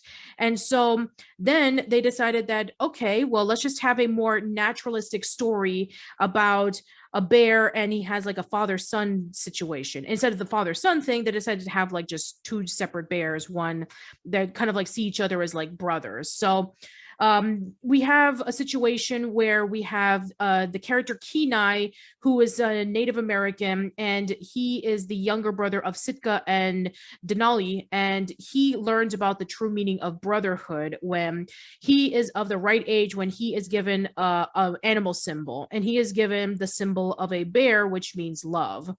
And so he feels like he's being cheated on, and then he sees an actual bear and he kills it, not knowing that not knowing that he was going to be turned into a bear. The reason why he killed the bear was because he wanted to get revenge on that particular bear who killed his brother. And so when Kenai turns into the bear, he has to be able to go back into the mountains so that he can be able to turn back into a human. And so then we meet up with a bear cub named Coda, who is looking for his mother, and not knowing that Kenai was the one who killed his mother because he was getting revenge for his brother. And then throughout the movie, Denali is going over to the bear and wanting to kill Kenai because he thinks that he killed Kenai, even though he doesn't know that he's Kenai. So I think that this is a movie that has a great beginning and a great ending, but the middle just drags it for me. Yeah, this was one of the last two movies that I watched in this past week in preparation for this. And yeah, for me, the movie was kind of meh. Yeah, this is a very meh movie. I get what they were going for with this, the message they're trying to send, and I think it does kind of work for what it does. But the only thing I want to give a shout out to is the fact this was one of the last roles for one Rick Moranis before he retired from acting to take care of his children, and then the whole story that I think a lot of people know. So props for him, and he delivers his role very well. Not in there, but I see. But you're kind of right that it does kind of drag on in the middle of trying to get to It definitely is a different take, not only on the legend of Northwestern lore, but also the traditional coming of age story, whatnot. It just does take quite a bit of time to get from that story from the beginning to the end. It definitely has second act problems, more or less. And it does. It's one I definitely wouldn't reject outright, but this is one that I can kind of understand why it gets lost in the I do too. It's very similar to how I feel about Dinosaur. It's not the worst, it's not the best, it's definitely somewhere in the middle. I would say that in terms of like how I feel about it, I mean, it's kind of like a tie for me as to like, both of them have their major weaknesses. Whereas Dinosaur, I was expecting something grand and epic when I first saw the trailers, and I was just left with a generic story. Here, the beginning and the endings were able to pull off some great emotions, but then the middle just sort of drags it because it tries to throw in this part of the story where Kenai is trying to get used to being a bear, and then Coda's trying to find his mother, and then you have Rut and Took, who are these bumbling meese. I don't know how you pronounce it, where they're just making a bunch of jokes, and I get what they're trying to do. It's based off of the characters that they did in SCTV, but it just wasn't funny. I didn't find it funny. I just found them annoying. It's like, can they just go away? They're just kind of dragging the film. And this is something that I definitely felt when I watched the movie we're going to be talking about next, in which like the side characters suck. They just suck. I did not find them funny. I did not find them charming. I did not find them appealing. I just wanted them to just go away and then just focus on the story. That's what I wanted. Just focus on the story. Like I said, there are some good things about it. I mean, the music is okay. I mean, done by Phil Collins once again. And this will be the last time he would do it because, after this in Tarzan, this is when, Phil Collins was not feeling really well. He was getting sick. And then it was at the point of his retirement. And then afterwards, you have like some portions of Disney who are like on the last copes of trying to do their 2D animation because they see the writing on the wall when 2D animation was on their way out. I mean, they lost to Finding Nemo, and as we mentioned in various podcasts, that this was when Pixar was at their height of popularity. So Finding Nemo and Shrek 2 were released roughly around the same time, and wow, was it crushed. Like, at this point in time, Disney became pretty much irrelevant. And I remember reading articles saying about like, when is Disney going to come back with their big epic film? And unfortunately, this was not one of them. I mean, I know that they tried to do it. They try to have like this nice little relationship between Kenai and Coda about this, very similar to what they did with Lilo and Stitch about family. But I just didn't feel it whatsoever. I didn't like Kenai as a character. I didn't like Coda as a character. I didn't like, Ruck and Tuck. I did not like them either.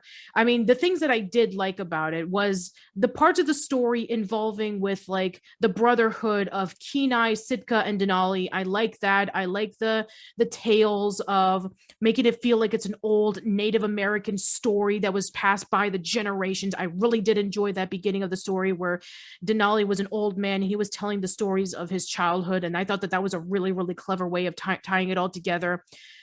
I don't know. And then the fact that he decided at the end that Kenai was going to stay as a bear for the rest of his life so he can take care of Coda. It's like, yeah, that's nice, but I just didn't feel anything from it. I mean, even that moment where Coda was noted, he realized that, it was Kenai who killed his mother, and then he was starting to become really upset. And, I try to feel that moment, but again, it just wasn't there. And this is another thing that I'm going to be talking about in the next Disney movie we're going to be talking about, where they try to make it emotional. They try to tug at your heartstrings, but you just don't feel it because you don't feel like it was earned. So yeah, I'm sorry. I just don't really gravitate to this as much. I mean, I just find it to be a pretty middle of the road movie. It's not the best and it's not the worst. It's just simply okay. All right, now we can go over to what was the last 2D animated film until Princess and the Frog. Home on the Range. Now, I had never seen this film until I started watching it for this podcast, because every single place that I turned to, every corner of the internet I went to, they thrashed this movie. They tore it a new one. They hated this movie. They said it was the worst Disney movie of the bunch. The only positive review that I have heard on this movie is from the Animated Anarchy podcast, where they praised this movie, saying that it was akin to like the 1940s style of Disney animation. And I was pretty disappointed with it. I was like, really? I mean, I was expecting something terrible. I was expecting something bad. I was expecting like the worst of the worst things. And there were some bits of it, but I was just mostly bored with it, if anything. Well, I could tell you this. This was the last of these movies from this period that I watched in preparation for this podcast in particular. Like you said, I have heard nothing but bad things about this. In fact, the only way I was never even aware that this movie had been promoted as a Disney film for the longest time, because the only promos I'd ever seen for this movie in my entire life had been on DVD releases of other films that preceding those, the feature of the disc itself. So yeah, definitely I went into this thing absolutely expecting the worst at this thing. And especially because of what I was doing with these watching, which I'll get to probably at the end of this podcast. But yeah, I went into this thing preparing for something as bad as possible. And I gotta tell you, Patty, this was one of the funniest films I've seen in a long time. Really? I'm really thinking, really? People hate this thing? There were basically two things that kind of disappointed me about this film. The first is that there was a bit more flatulent humor, as we'll put it, that I usually prefer myself. But that's only my preference. Another thing by my preference, I kind of wish the lead character had been voiced by someone else, because I've always not liked Roseanne Barr. I never liked her either. That being said, for some reason, that performer, this character, worked in this role somehow. It did, actually. I was probably surprised. the least, at the very least, the least annoying I've heard Roseanne Barr at any time. And then you've got the fact that it's got a whole other bunch of cast, including the likes of Judi Dench, Cuba Gooding Jr., Randy Quaid, Steve Buscemi. Maybe this wasn't one of those epic fantasy level films that we had gotten to expect from Disney since the Renaissance period of the early 1990s. But to me, this was a movie that was just bottom line fun.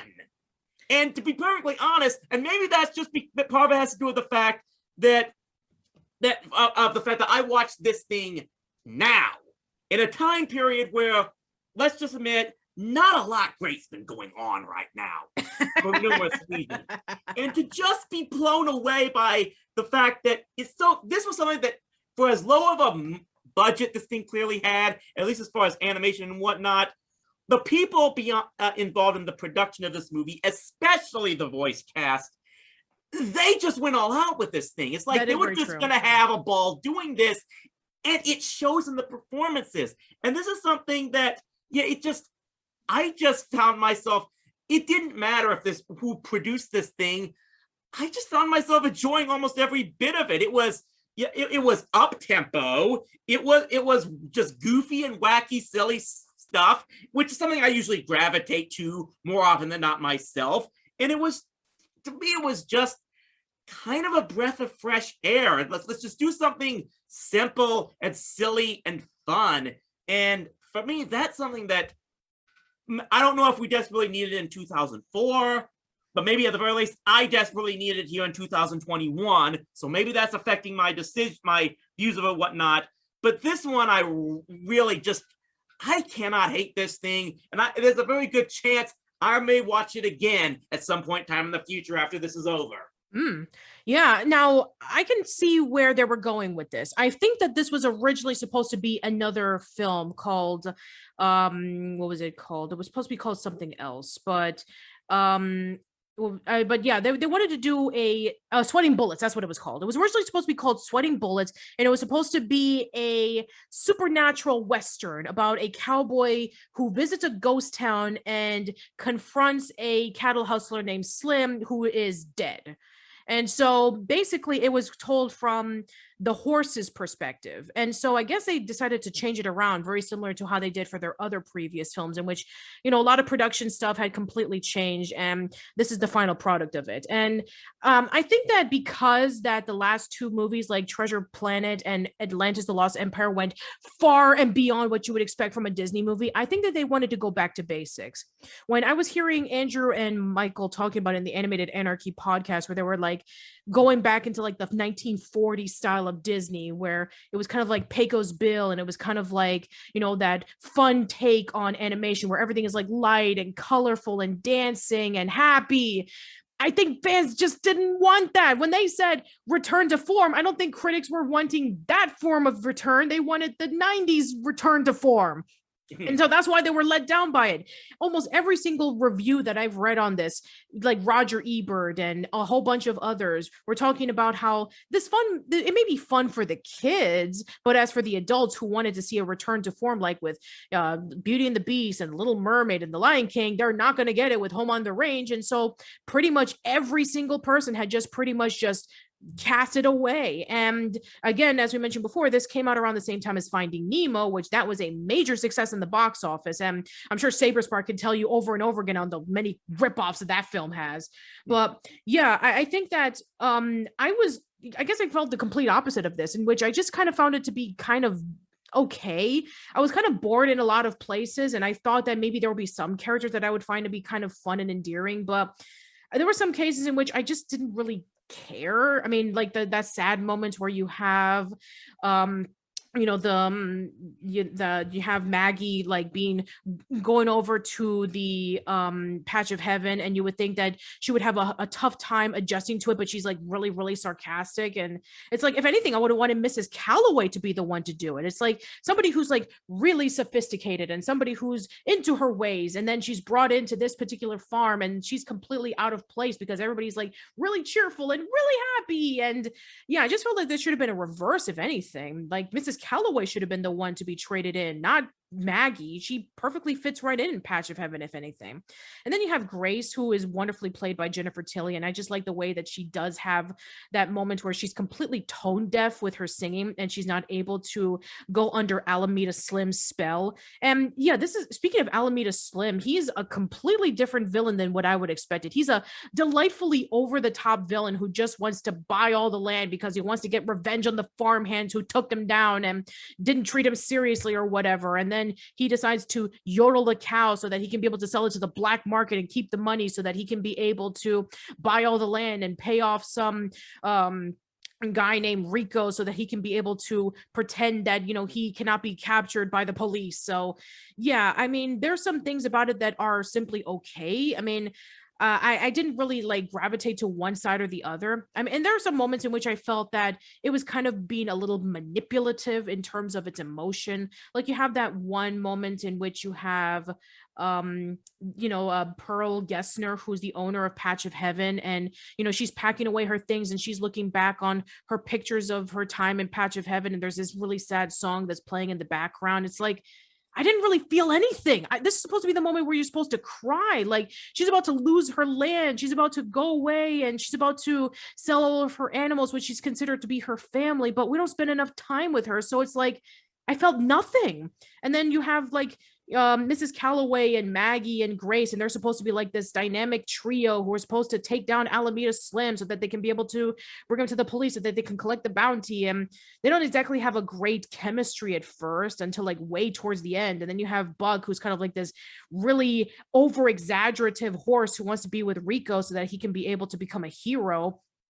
I mean, he's not as bad as Taryn, I'll tell you that, but the cockiness is kind of up there. And then you have Lucky Jack, who's like featured in the third act, where he's kind of like this, complete opposite of his name, where everything bad happens to him. And, he gets a few funny moments here and there. But yeah, I think the thing that I kind of remembered was, Alameda Slim and his singing with the yodeling, which I thought that was actually pretty catchy. And I like that. But, you have his nephews, which are beyond stupid. And it was like really irritating for me. And then it kind of just ends it off like you would expect, where everything just ends off nicely and happily. And they were able to capture Alameda Slim, and they were able to keep the Patch of Heaven, and everything just ends hunky-dory. Trust me when I say this, I did not find this horrible. I don't think it's the worst Disney movie I've ever seen. Not even close. Black Cauldron is really, really bad. The next movie we're going to be talking about, I think, is even worse. Yeah. The fact that people have just been tearing this movie a new one, saying it's the worst that Disney's ever done. No. If anything, it's simply okay. For others, it could be really, really funny and charming, especially going back into the 1940s style of Disney and going into the Westerns, which, here's the thing, I'm not a big Western person, never was, even with like watching a few Western films, even though these are considered to be like some of the greatest ever, like what was it, like Shane or The Good, the Bad, the Ugly and all that kind of stuff. I try to get into those, and I just found them to be kind of slow and meandering because I'm just not much of a Western person. But for those who really do enjoy it, I think that they would. And this movie is not as bad as they say. So if you've stayed away from this movie like the plague, don't give it a legit chance. You may be surprised by it, or maybe you'll just find it to be okay like I did. I will say, like I said, I'm never been much of a Western guy myself either. But that having been said, I think maybe one of the reasons that I actually found this very enjoyable is that it did kind of remind me of one other film that was one of my favorites growing up, and that would be The Good, the Bad, and Huckleberry Hound, from the Hanna-Barbera Superstars 10, which I did my own TV trash review of some time ago. The comedy styles of all that really kind of gave me a shout out to that. Another reason I think I probably like this, to be honest, it was because of the villains and his stupid lackeys. That kind of gave me a throwback feel of cartoon villains from the 1980s, which are always going to draw me in on. It was, like I said, this was just something of, yeah, maybe there wasn't a lot of feels going into some of the things of scenes, like in fact when it looks like they might lose the farm and everything, but even still, that I don't think that's what they were really going for. This was something that was just to be just a goofy romp, and it really worked in that way, shape, or form, and was just something that really, it pleasantly surprised me, for what it's worth. I just find it to be simply okay. There were a few moments in which I kind of felt kind of bored with it, and I felt kind of manipulative, like, oh, you're supposed to feel this, you're supposed to feel that, but it's not a terrible movie by any stretch of the imagination. So no, I don't think this is the worst Disney film ever. So give it a legit chance and see what you personally think about it. I get a feeling the worst is what's coming up next. Okay. Yes. Chicken Little. So this was Disney's first attempt of doing a CGI animated series, and boy, does it show. It felt so much like a DreamWorks film. The pop culture references, the popular rock and roll songs, the style of animation, the storytelling, it felt like a DreamWorks movie. It did not feel like a Disney movie by any stretch of the imagination, and unlike the previous movies that people just felt was kind of like underwhelming, this one kind of almost made me feel sorry for Chicken Little, because he was just trying to warn everybody, hey, something fell from the sky, and basically based off of the classic little story. But in this one, everybody just treats him so meanly, and they don't forget about what he did. And they're saying about, we're going to write a book about you, we're going to make a movie about you, we're going to laugh at you, where his father decides to abandon him, and the only way he was able to win his love and affection back was winning a baseball game. It's like, I'm sorry, am I supposed to be rooting for these people? Because wow, this is just really heartbreaking. Yeah, well, first off, I guess it's how the irony that at this time, this movie, Chicken Little, is available on Disney Plus, but still not the 1943 Chicken Little short that was released. That, well, let's just say there might be a reason there is, because it's probably one of the darkest things Disney ever released. Yeah. Which might be its own subject. But yeah, this was one movie that I'm going to say I never have actually watched in full, but I've seen enough reviews by some of our colleagues on this thing to have enough knowledge of what the plot is about. And yeah, you hit this nail right on the head. When you look at probably the worst things that have happened in Disney's history, more often than not, they have one thing in common. And that is when it is so blatantly obvious that they're trying to duplicate some other studio's success. The Black Cauldron was Disney's clear attempt to try to do darker adventure style that Don Bluth had been producing back in the 1980s. You look at something as what probably one of the worst animated TV shows they've ever created, Pickle and Peanut. That's their attempt to try to make a Ren and Stimpy type of cartoon. And yes, definitely this movie, the 2005 Chicken Little, it is so blatantly obvious they were trying to make their own Shrek. Because it's like they saw what happened with Shrek. Because let's face it, Shrek was DreamWorks, and in particular Jeffrey Katzenberger's attempt to deconstruct the classic fairy tale fantasy movie that Disney had made an absolute mint off of in the 1990s.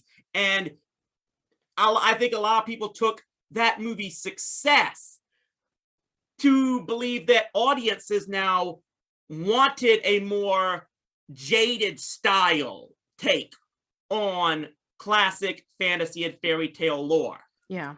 But we didn't want that from Disney. No, absolutely not. I'm going to say this. It's like later on in the revival period, they found their own way to maybe deconstruct and turn around fairy tale lore, which I'll bet we'll get to in that.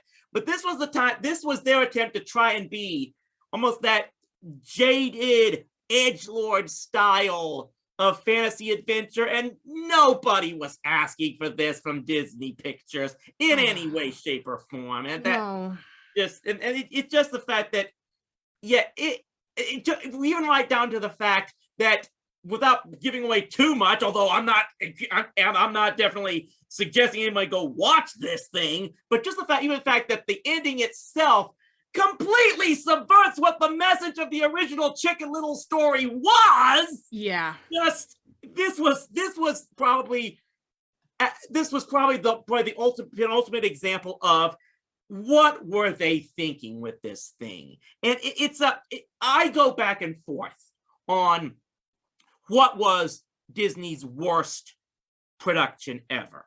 And part of me always still wants to say it was The Black Cauldron, just because it was the movie where its critical and financial failure came very close to killing Disney animation altogether. Say what you will about Chicken Little, it didn't go that far. But this might have been the worst from a standpoint of they really should have thought twice before going in the direction they went with this thing. And it's just really sad that they chose to pander that much when they had basically built their entire legacy on being the studio everyone else tries to duplicate. Yeah, I think this was at the point in which they were like the most desperate. It's like, man, our films did not do well in the box office. We're being crushed by DreamWorks and Pixar. What are we going to do? Well, you know, it's just like the old saying goes. It's like, if you see somebody doing something successful, copy right off of them. And they brought back Mark Dindal, who did The Emperor's New Groove back, so that they can be able to make it into a more of a comedy kind of situation. But yeah, you're definitely right. It definitely does feel like something that you would see from DreamWorks. I mean, it has the fast animation. It has the animals that would be walking around and kind of like I by the way, I was wrong when I said that they wouldn't tackle in the anthropomorphic characters until Zootopia. I guess I forgot about this film. Anyway, but yeah, this film frustrated me just from the moment that I saw it, where the narrator was saying like, you know, how are we going to start this? How about Once Upon a Time? How many stories have you heard like that? Okay, no, we're going to start it off with The Lion King. Nah, this is too familiar. Oh, we're going to have it with the book. Nah, you already saw this already. It's like, okay, we get it. You're trying to offset your own formula. And instead of it being like in a charming and kind of like a tee-hee kind of way, like they've done with the revival movies, in which they sometimes poke fun of their own tropes, like with Frozen and Zootopia and others, here it just feels like, yeah, we know this stuff is stupid, and we're going to admit that this stuff is stupid, even though that at this point in time, even though some people call it a trope, it's a tradition that a lot of people really gravitate to. And the fact that we know originally that the reason why Shrek came to be in the way, the direction that it was because Jeffrey Katzenberg was getting revenge on Disney, especially with Michael Eisner, on the way that he was treated. And so he decided to poke fun of the Disney tropes. And so how ironic it is that Disney is trying to copy off of that particular style in which it was them being made fun of in the first place. And instead of it becoming like really charming and very endearing with a great message, just like in the Shrek films, instead it comes across as being kind of mean and really depressing, and the message just completely flies off the radar, and it just becomes completely moot toward the end. And the music additions was just really unnecessary. I know what they were trying to do. It's like what DreamWorks would do, in which like, okay, we're going to be featuring a lot of these rock and roll and pop songs that were really popular at the time, and this is the direction that Disney would be going in for a few years, instead of writing their own original songs. And yeah, it just didn't work. I mean, I'm sorry. I know that I try to find the good in this movie, but I mean, watching it on Disney Plus, I just did not enjoy myself.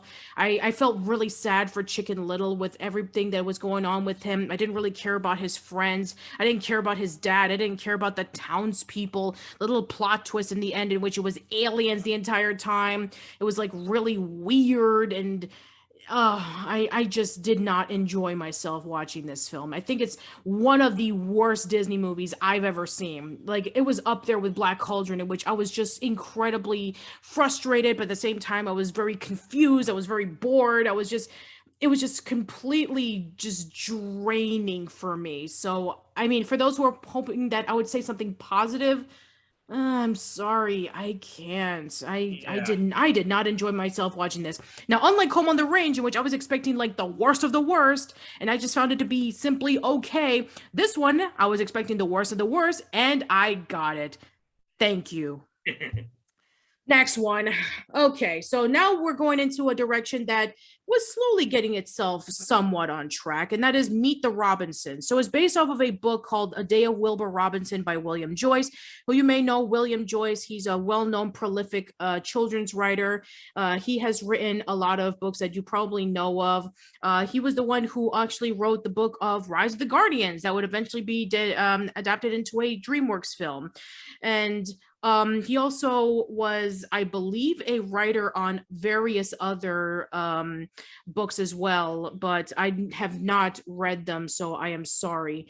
But he was well known for this particular story that was adapted by Disney, and they decided to take it into a very interesting direction. So Steven Anderson was the director of this, and he decided to base it off of his own experiences of him being an orphan as a kid and trying to find his way of trying to be somewhat successful, and especially for those people who were orphans and were trying to find out who they can become, and maybe even try to find out who their parent was that dropped them off or something like that. So the story is about a young kid named Lewis who is growing up in an orphanage, and he's this really eccentric genius, and he tries his very best to create this device to scan his memory so that he can be able to find his birth mother, so that he doesn't have to worry about being rejected by all the families who try to adopt him.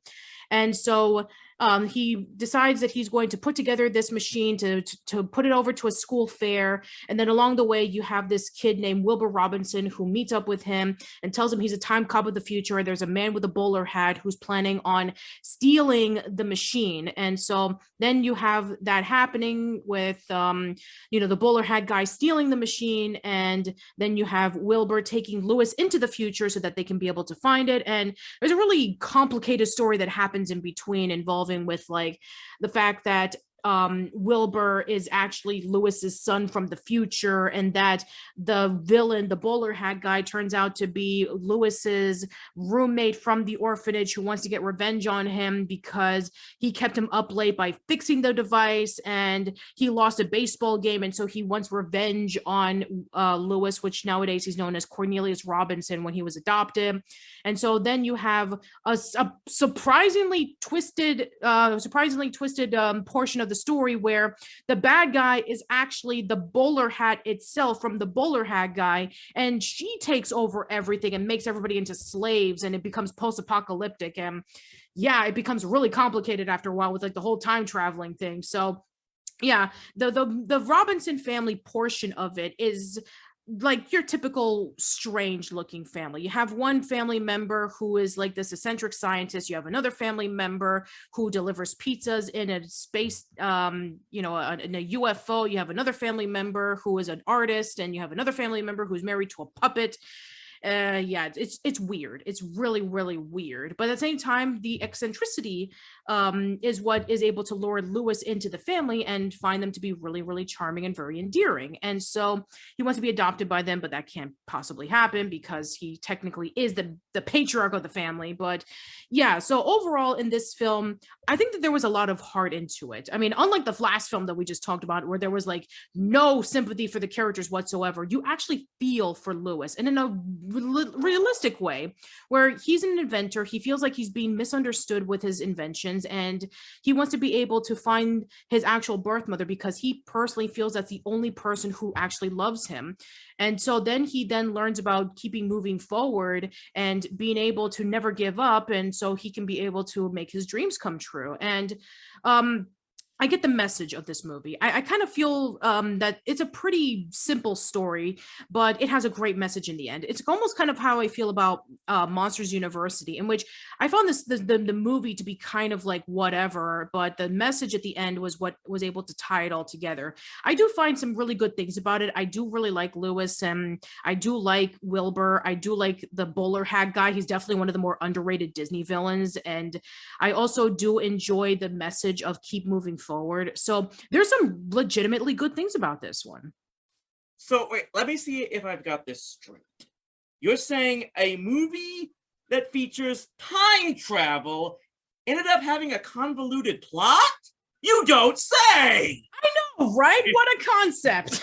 That being said, yeah, this was one that I definitely checked out some time ago. Definitely after hearing some of my colleagues' reviews of it. And it's definitely one where I look at this movie and it's almost like in the very production of this film was Disney themselves saying, we know we've struggled recently in these recent years as we're trying to find the next step in almost the evolutionary process of our studio and our company. And we know that the last few entries have not succeeded in that area. Mm-hmm. But we're going to keep trying and keep basically trying new experiments and finding new niches until we find something that works. It's almost like they're telling the audience themselves that we, the Walt Disney Company, are going to keep moving forward, which of course we find out at the very end was Walt Disney's message himself from the very beginning, which is just that more than anything is what really puts the message home. And because of that, even though it is kind of a complicated plot, it was more or less Disney's attempt to make their own Back to the Future. And maybe that's why it does kind of have a soft spot in my own heart because of that. But it is like they say, like, this may be a little crazy, it may be a little convoluted. We're still experimenting, and we're just going to keep trying until we find out until we get it right. Much like the character of Cornelius Robinson always does. And again, that's just one thing that no matter what, I can always appreciate and respect, even if this is one of the lesser known of Disney's productions. Yeah, you can definitely tell that this was like Disney telling themselves, we know that we went through a lot of issues, and we went through a lot of films and projects that didn't exactly garner any attention from anybody. I think I remember reading an article many years ago discussing about how one of the major producers at the Disney Corporation was at the Disney park, watching one of the Disney World parades or something like that. And he was like seeing all of the characters marching down, and he had noticed that there were no characters from the 2000s movies marching alongside with the classic characters, like from Snow White all the way up until Beauty and the Beast and the Lion King and such. And he was just like saying, wow, we need to do something. We need to make a major change. And they did go through a major change. This was around the time in which when Michael Eisner had stepped down from being CEO and then headed over to Bob Iger. And, he needed to leave because he felt himself that they needed to have a new, different direction, because Roy E. Disney and various other people were really concerned about how the company was going. They felt it was turning into a soulless company. And even I think Michael Eisner was starting to see how bad it was turning out. And so I think that's why he left. And then we had the changes that happened afterwards. And even though it didn't happen immediately right away, I think that he knew that his time was up. And so he had to leave and have somebody else take over. And so we'll talk about that particular era next time. But in the meanwhile, I think that this was like a film for themselves that's saying, like, we can keep going, we can keep moving forward. I'm sure that we can be able to find something. And I think that the message, actually really works for the most part. It can be seen multiple ways. Stephen J. Anderson, when he, wrote the idea of it, he was basically writing it for himself, saying, I was an orphan.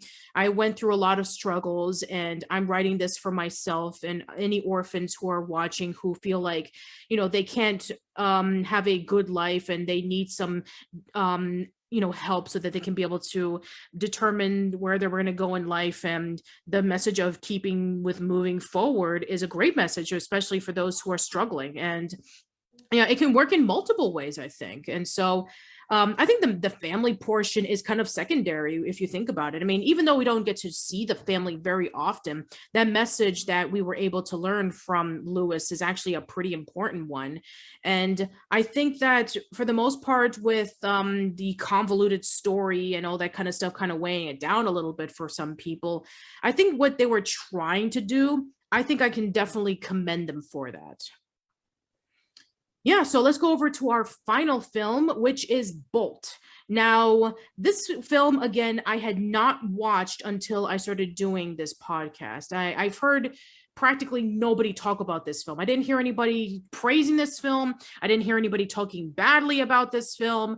I just heard nothing about it. And so I pretty much forget about it whenever I think about Disney films. And so I looked it up, and it was pretty solid, to be quite honest. I mean, sure, there were some things that were kind of predictable, but for the most part, it was okay. I was genuinely surprised by it. So it's about a dog named Bolt who is in a TV series where he fights crime and he uses superpowers and he thinks it's real. And he thinks that Penny is kidnapped because there was a cliffhanger episode. And so he decides that he's going to search for Penny while he is in New York, while she's all the way in California. And so along the way, he meets up with a cast of characters. There's Mittens the cat, and there's this hamster character. And then along the way, he realizes that everything that he knew about was a lie, and he starts feeling really, really devastated. He even finds like a Bolt lookalike when they couldn't find Bolt, and so he feels like his whole life is just completely fallen apart, even though that they told him over and over again, you're just a regular dog, you're not a superhero. And so throughout the course of the movie, it kind of feels like a little bit of Homeward Bound mixed with like a superhero-esque kind of story. So again, this was something I didn't know what to expect when coming into this. And again, I just find this to be pretty okay. I mean, I didn't find it to be like absolutely amazing, but I just found it to be pretty solid. And this was actually the first of the movies I started watching in preparation for this. You mentioned the Homeward Bound reference. I'll say there's two things that came to mind for me in thinking of it. First, of course, was like they may have been trying their own version of the Truman Show. That's a good one. Yeah, I didn't even think about that. At the same time, the other thing that I couldn't help but think of was the episode of Kim Possible with the Fearless Ferret, which also kind of gave me same vibes of that. One thing I have to point out with this, obviously, is the voice cast of this movie. Obviously, it was carried by John Travolta and Miley Hannah Montana Cyrus. Mm-hmm. Me personally, once I got to the end credits, I was actually very disappointed in myself to not have recognized that the sleazy agent character was actually voiced by Greg German, aka Richard Fish on Ally McBeal. Yeah. That was kind of a slap to me that I was able to get it.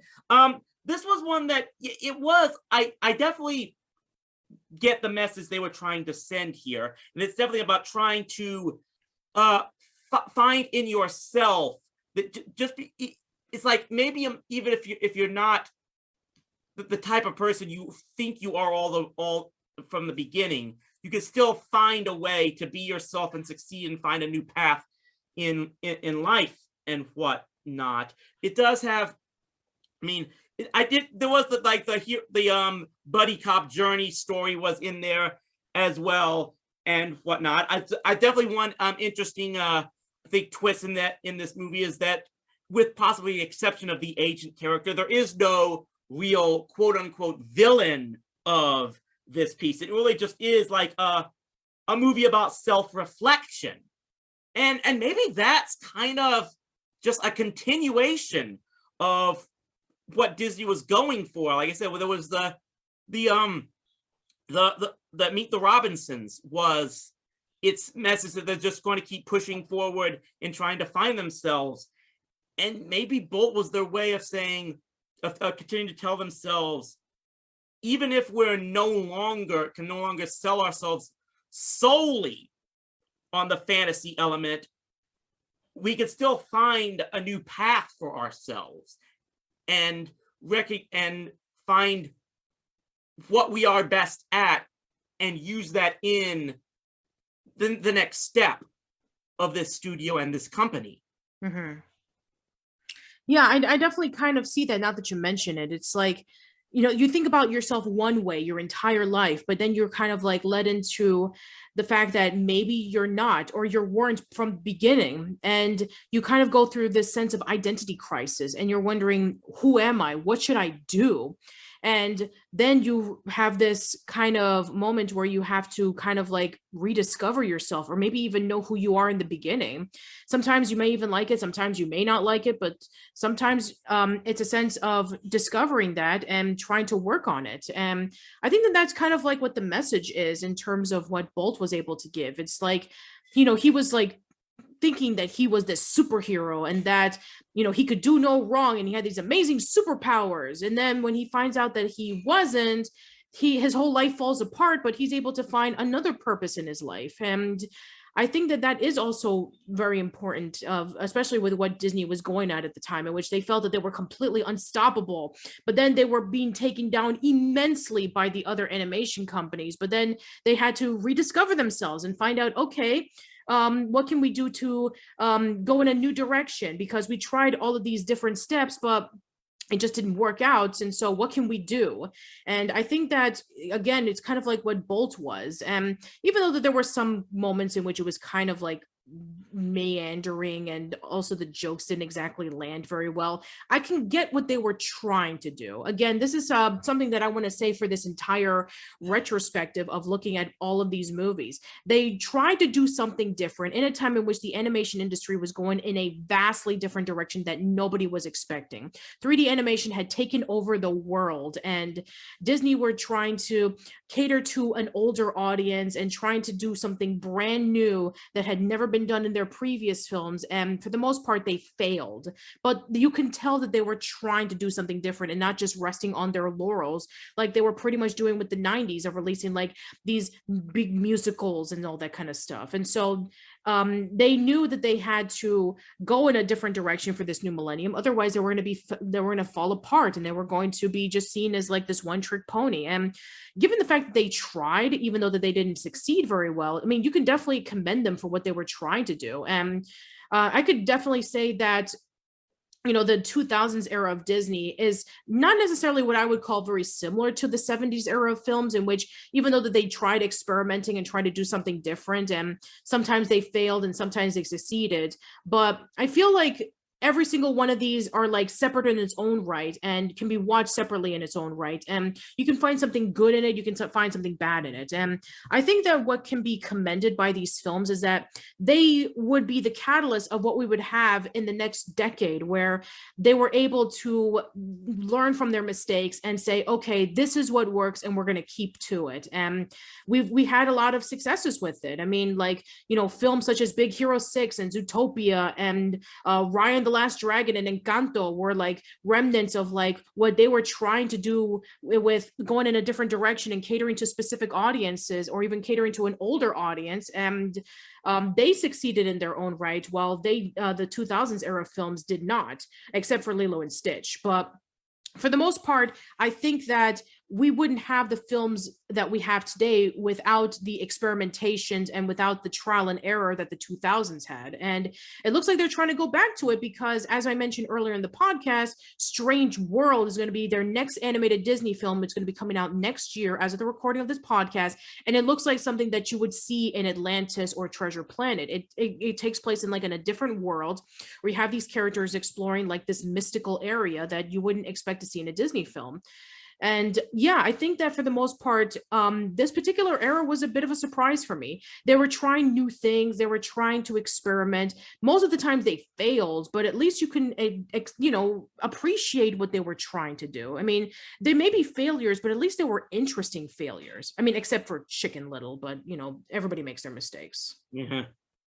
Anyway, but yeah, overall, it's I know that we'll probably do this like towards the end of our discussions of the eras, but I really want to like look back on all the films and discuss about what have been our favorites and least favorites from the particular era, and what have been our favorite songs and all that kind of stuff. But in the meanwhile, we will not do that because we are running out of time. And next time when we come back, we're not going to be talking about the revival era, because as of the recording of this podcast, it's not over yet. And for people who are wanting us to talk about it, well, you're going to have to wait a little longer. I mean, even stuff as the silver era and the bronze era, they lasted for like 17, 18 years. So who knows when the next time we're going to be talking about an era. I mean, I guess maybe we'll talk about the wartime era the next time we meet up, and that will be interesting because I haven't seen most of them. But in the meanwhile, before we go, Chris, what was the name of the era that you wanted to call it besides the post-Renaissance and the Second Dark Era? Well, yeah, I almost think you actually said it earlier, almost at the beginning. The best I could think of is to call it the experimental era for the most thing, because you pretty much said everything that I would have. It was definitely a time where they were tinkering and experimenting and just trying to find a new identity for themselves to move on into the future. Yeah. And I can understand that for some people, they want to forget this era altogether. They feel it's kind of like the awkward middle child, where you have the big brother, the Renaissance, and the little brother, who's the revival. And then you have this awkward phase where you have like the series of Disney films that, other than Lilo and Stitch and maybe Emperor's New Groove, pretty much nobody talks about. So yeah, there's a lot of surprises that you would expect to see in this particular era of films. I would suggest that you have a complete unbiased opinion on watching them for yourself. They're all on Disney Plus, and I would suggest that you check them out for yourself and see what they had to offer. I feel like every single one of them had something to offer. Fantasia 2000 was able to call back into like the original Fantasia and able to do some new things to it. Dinosaur, I mean, I know it was a bit of a disappointment in my end, but maybe for a lot of people who weren't familiar with that type of story structure, they're able to find something like really heroic about like, the hero who's trying to find a home for his family. Emperor's New Groove was a hilarious take on a buddy comedy movie. Atlantis: The Lost Empire was an interesting way of exploration in a mystical world. Lilo and Stitch was able to teach about family. Treasure Planet was able to have this really nice relationship with Jim and with Long John Silver, and like this really interesting steampunk kind of world. Brother Bear, I mean, I guess the message there is about accepting others as your family and respecting nature. I guess maybe Home on the Range is also kind of like working hard to determine with the determination of trying to find your way to be accepted into a new group, and also to find a way to save your home. Chicken Little, Moving on, Meet the Robinsons, Keep Moving Forward, and then Bolt, Rediscovering Yourself, or Discovering Yourself for the First Time. So yeah, most of them, I would say, had something that they wanted to deliver. And while they may not have been successful in financial wise, or even critical wise, or even when it comes to merchandise, they did have a impact on some people. And even still, some people to this day would praise the films and say that they are completely overlooked and underrated. So I would suggest, once again, check this out for yourself, draw to your own conclusion. Don't just draw something that you would hear on the internet just because a person would, well, actually, this is kind of ironic because we're doing this from the internet, but you know what I'm saying. Just don't rely on your thoughts based off of what you hear on the internet. Watch them for yourself and then come to your own conclusions. And you will see that you'll find some surprises along the way. All right, so that is it for this episode of Casual Chat. So, Chris, thank you so much for coming on by. Absolutely, anytime. So, yeah, please plug and promote your stuff. Well, it's funny you should say that, because in the process, actually, of preparing for this review, for this podcast, I ended up deciding what the heck? Every one of the movies that I had to watch this past week in preparation for this, I just went what the hey and decided to do my own recording of a live reaction to these movies. So every one of those recorded live reactions will be released on my Patreon, possibly starting as early as next week. So if you all want to subscribe, for these, it will just be for as little as $1 a month at patreon.com/RowdyC Productions. You could already you'll be able to start getting them probably as early as the start of next week. By that, I mean next week as of this recording. So by the time this gets released, some of them might already have been posted on my Patreon as well. So you'll have that ability to get them automatically, as well as, especially if you're a $10 contributor, we'll be able to get both of the TV trash videos that have already been produced for the month of December. All right there at patreon.com/RowdyC Productions. All right, then. And as for me, you can check out my work at oldschoollane.net. As you guys know, throughout the month of December, we have been looking at 10 years of Old School Lane, where I've been posting about what have been my favorite episodes of Casual Chats, what have been my favorite podcast interviews, what have been my favorite collaborations, what have been my favorite videos, and just overall looking at Old School Lane and where it has gone and where it's going to be going in the future. So oldschoollane.net. You can check me out on Twitter at Patty_B_Miranda, Facebook.com/OldSchoolLane, YouTube.com/OldSchoolLane, and you can check out the podcast on Anchor, Spotify, Google Podcasts, Apple Podcasts, Radio Public, Stitcher, all those places. New episodes of my podcast will go there first, and then they'll go up in a few days on YouTube. Thank you so much for watching and listening, everyone. Let us know in the comments below about what have been your favorite films or least favorite films from this particular era. What are your thoughts about this particular era? Do you think it was an underrated set of films that never got a chance, or do you think that they deserve to have been pretty much pushed under the rug, akin to like all the other previous eras that came out before then, and don't really deserve to be up there with like the classic particular eras that a lot of people bring up when they hear the word Disney? So that's it, everybody. Thank you so much for tuning in for this series of podcasts that have been released around 2021. See you in 2022. Take care, everyone.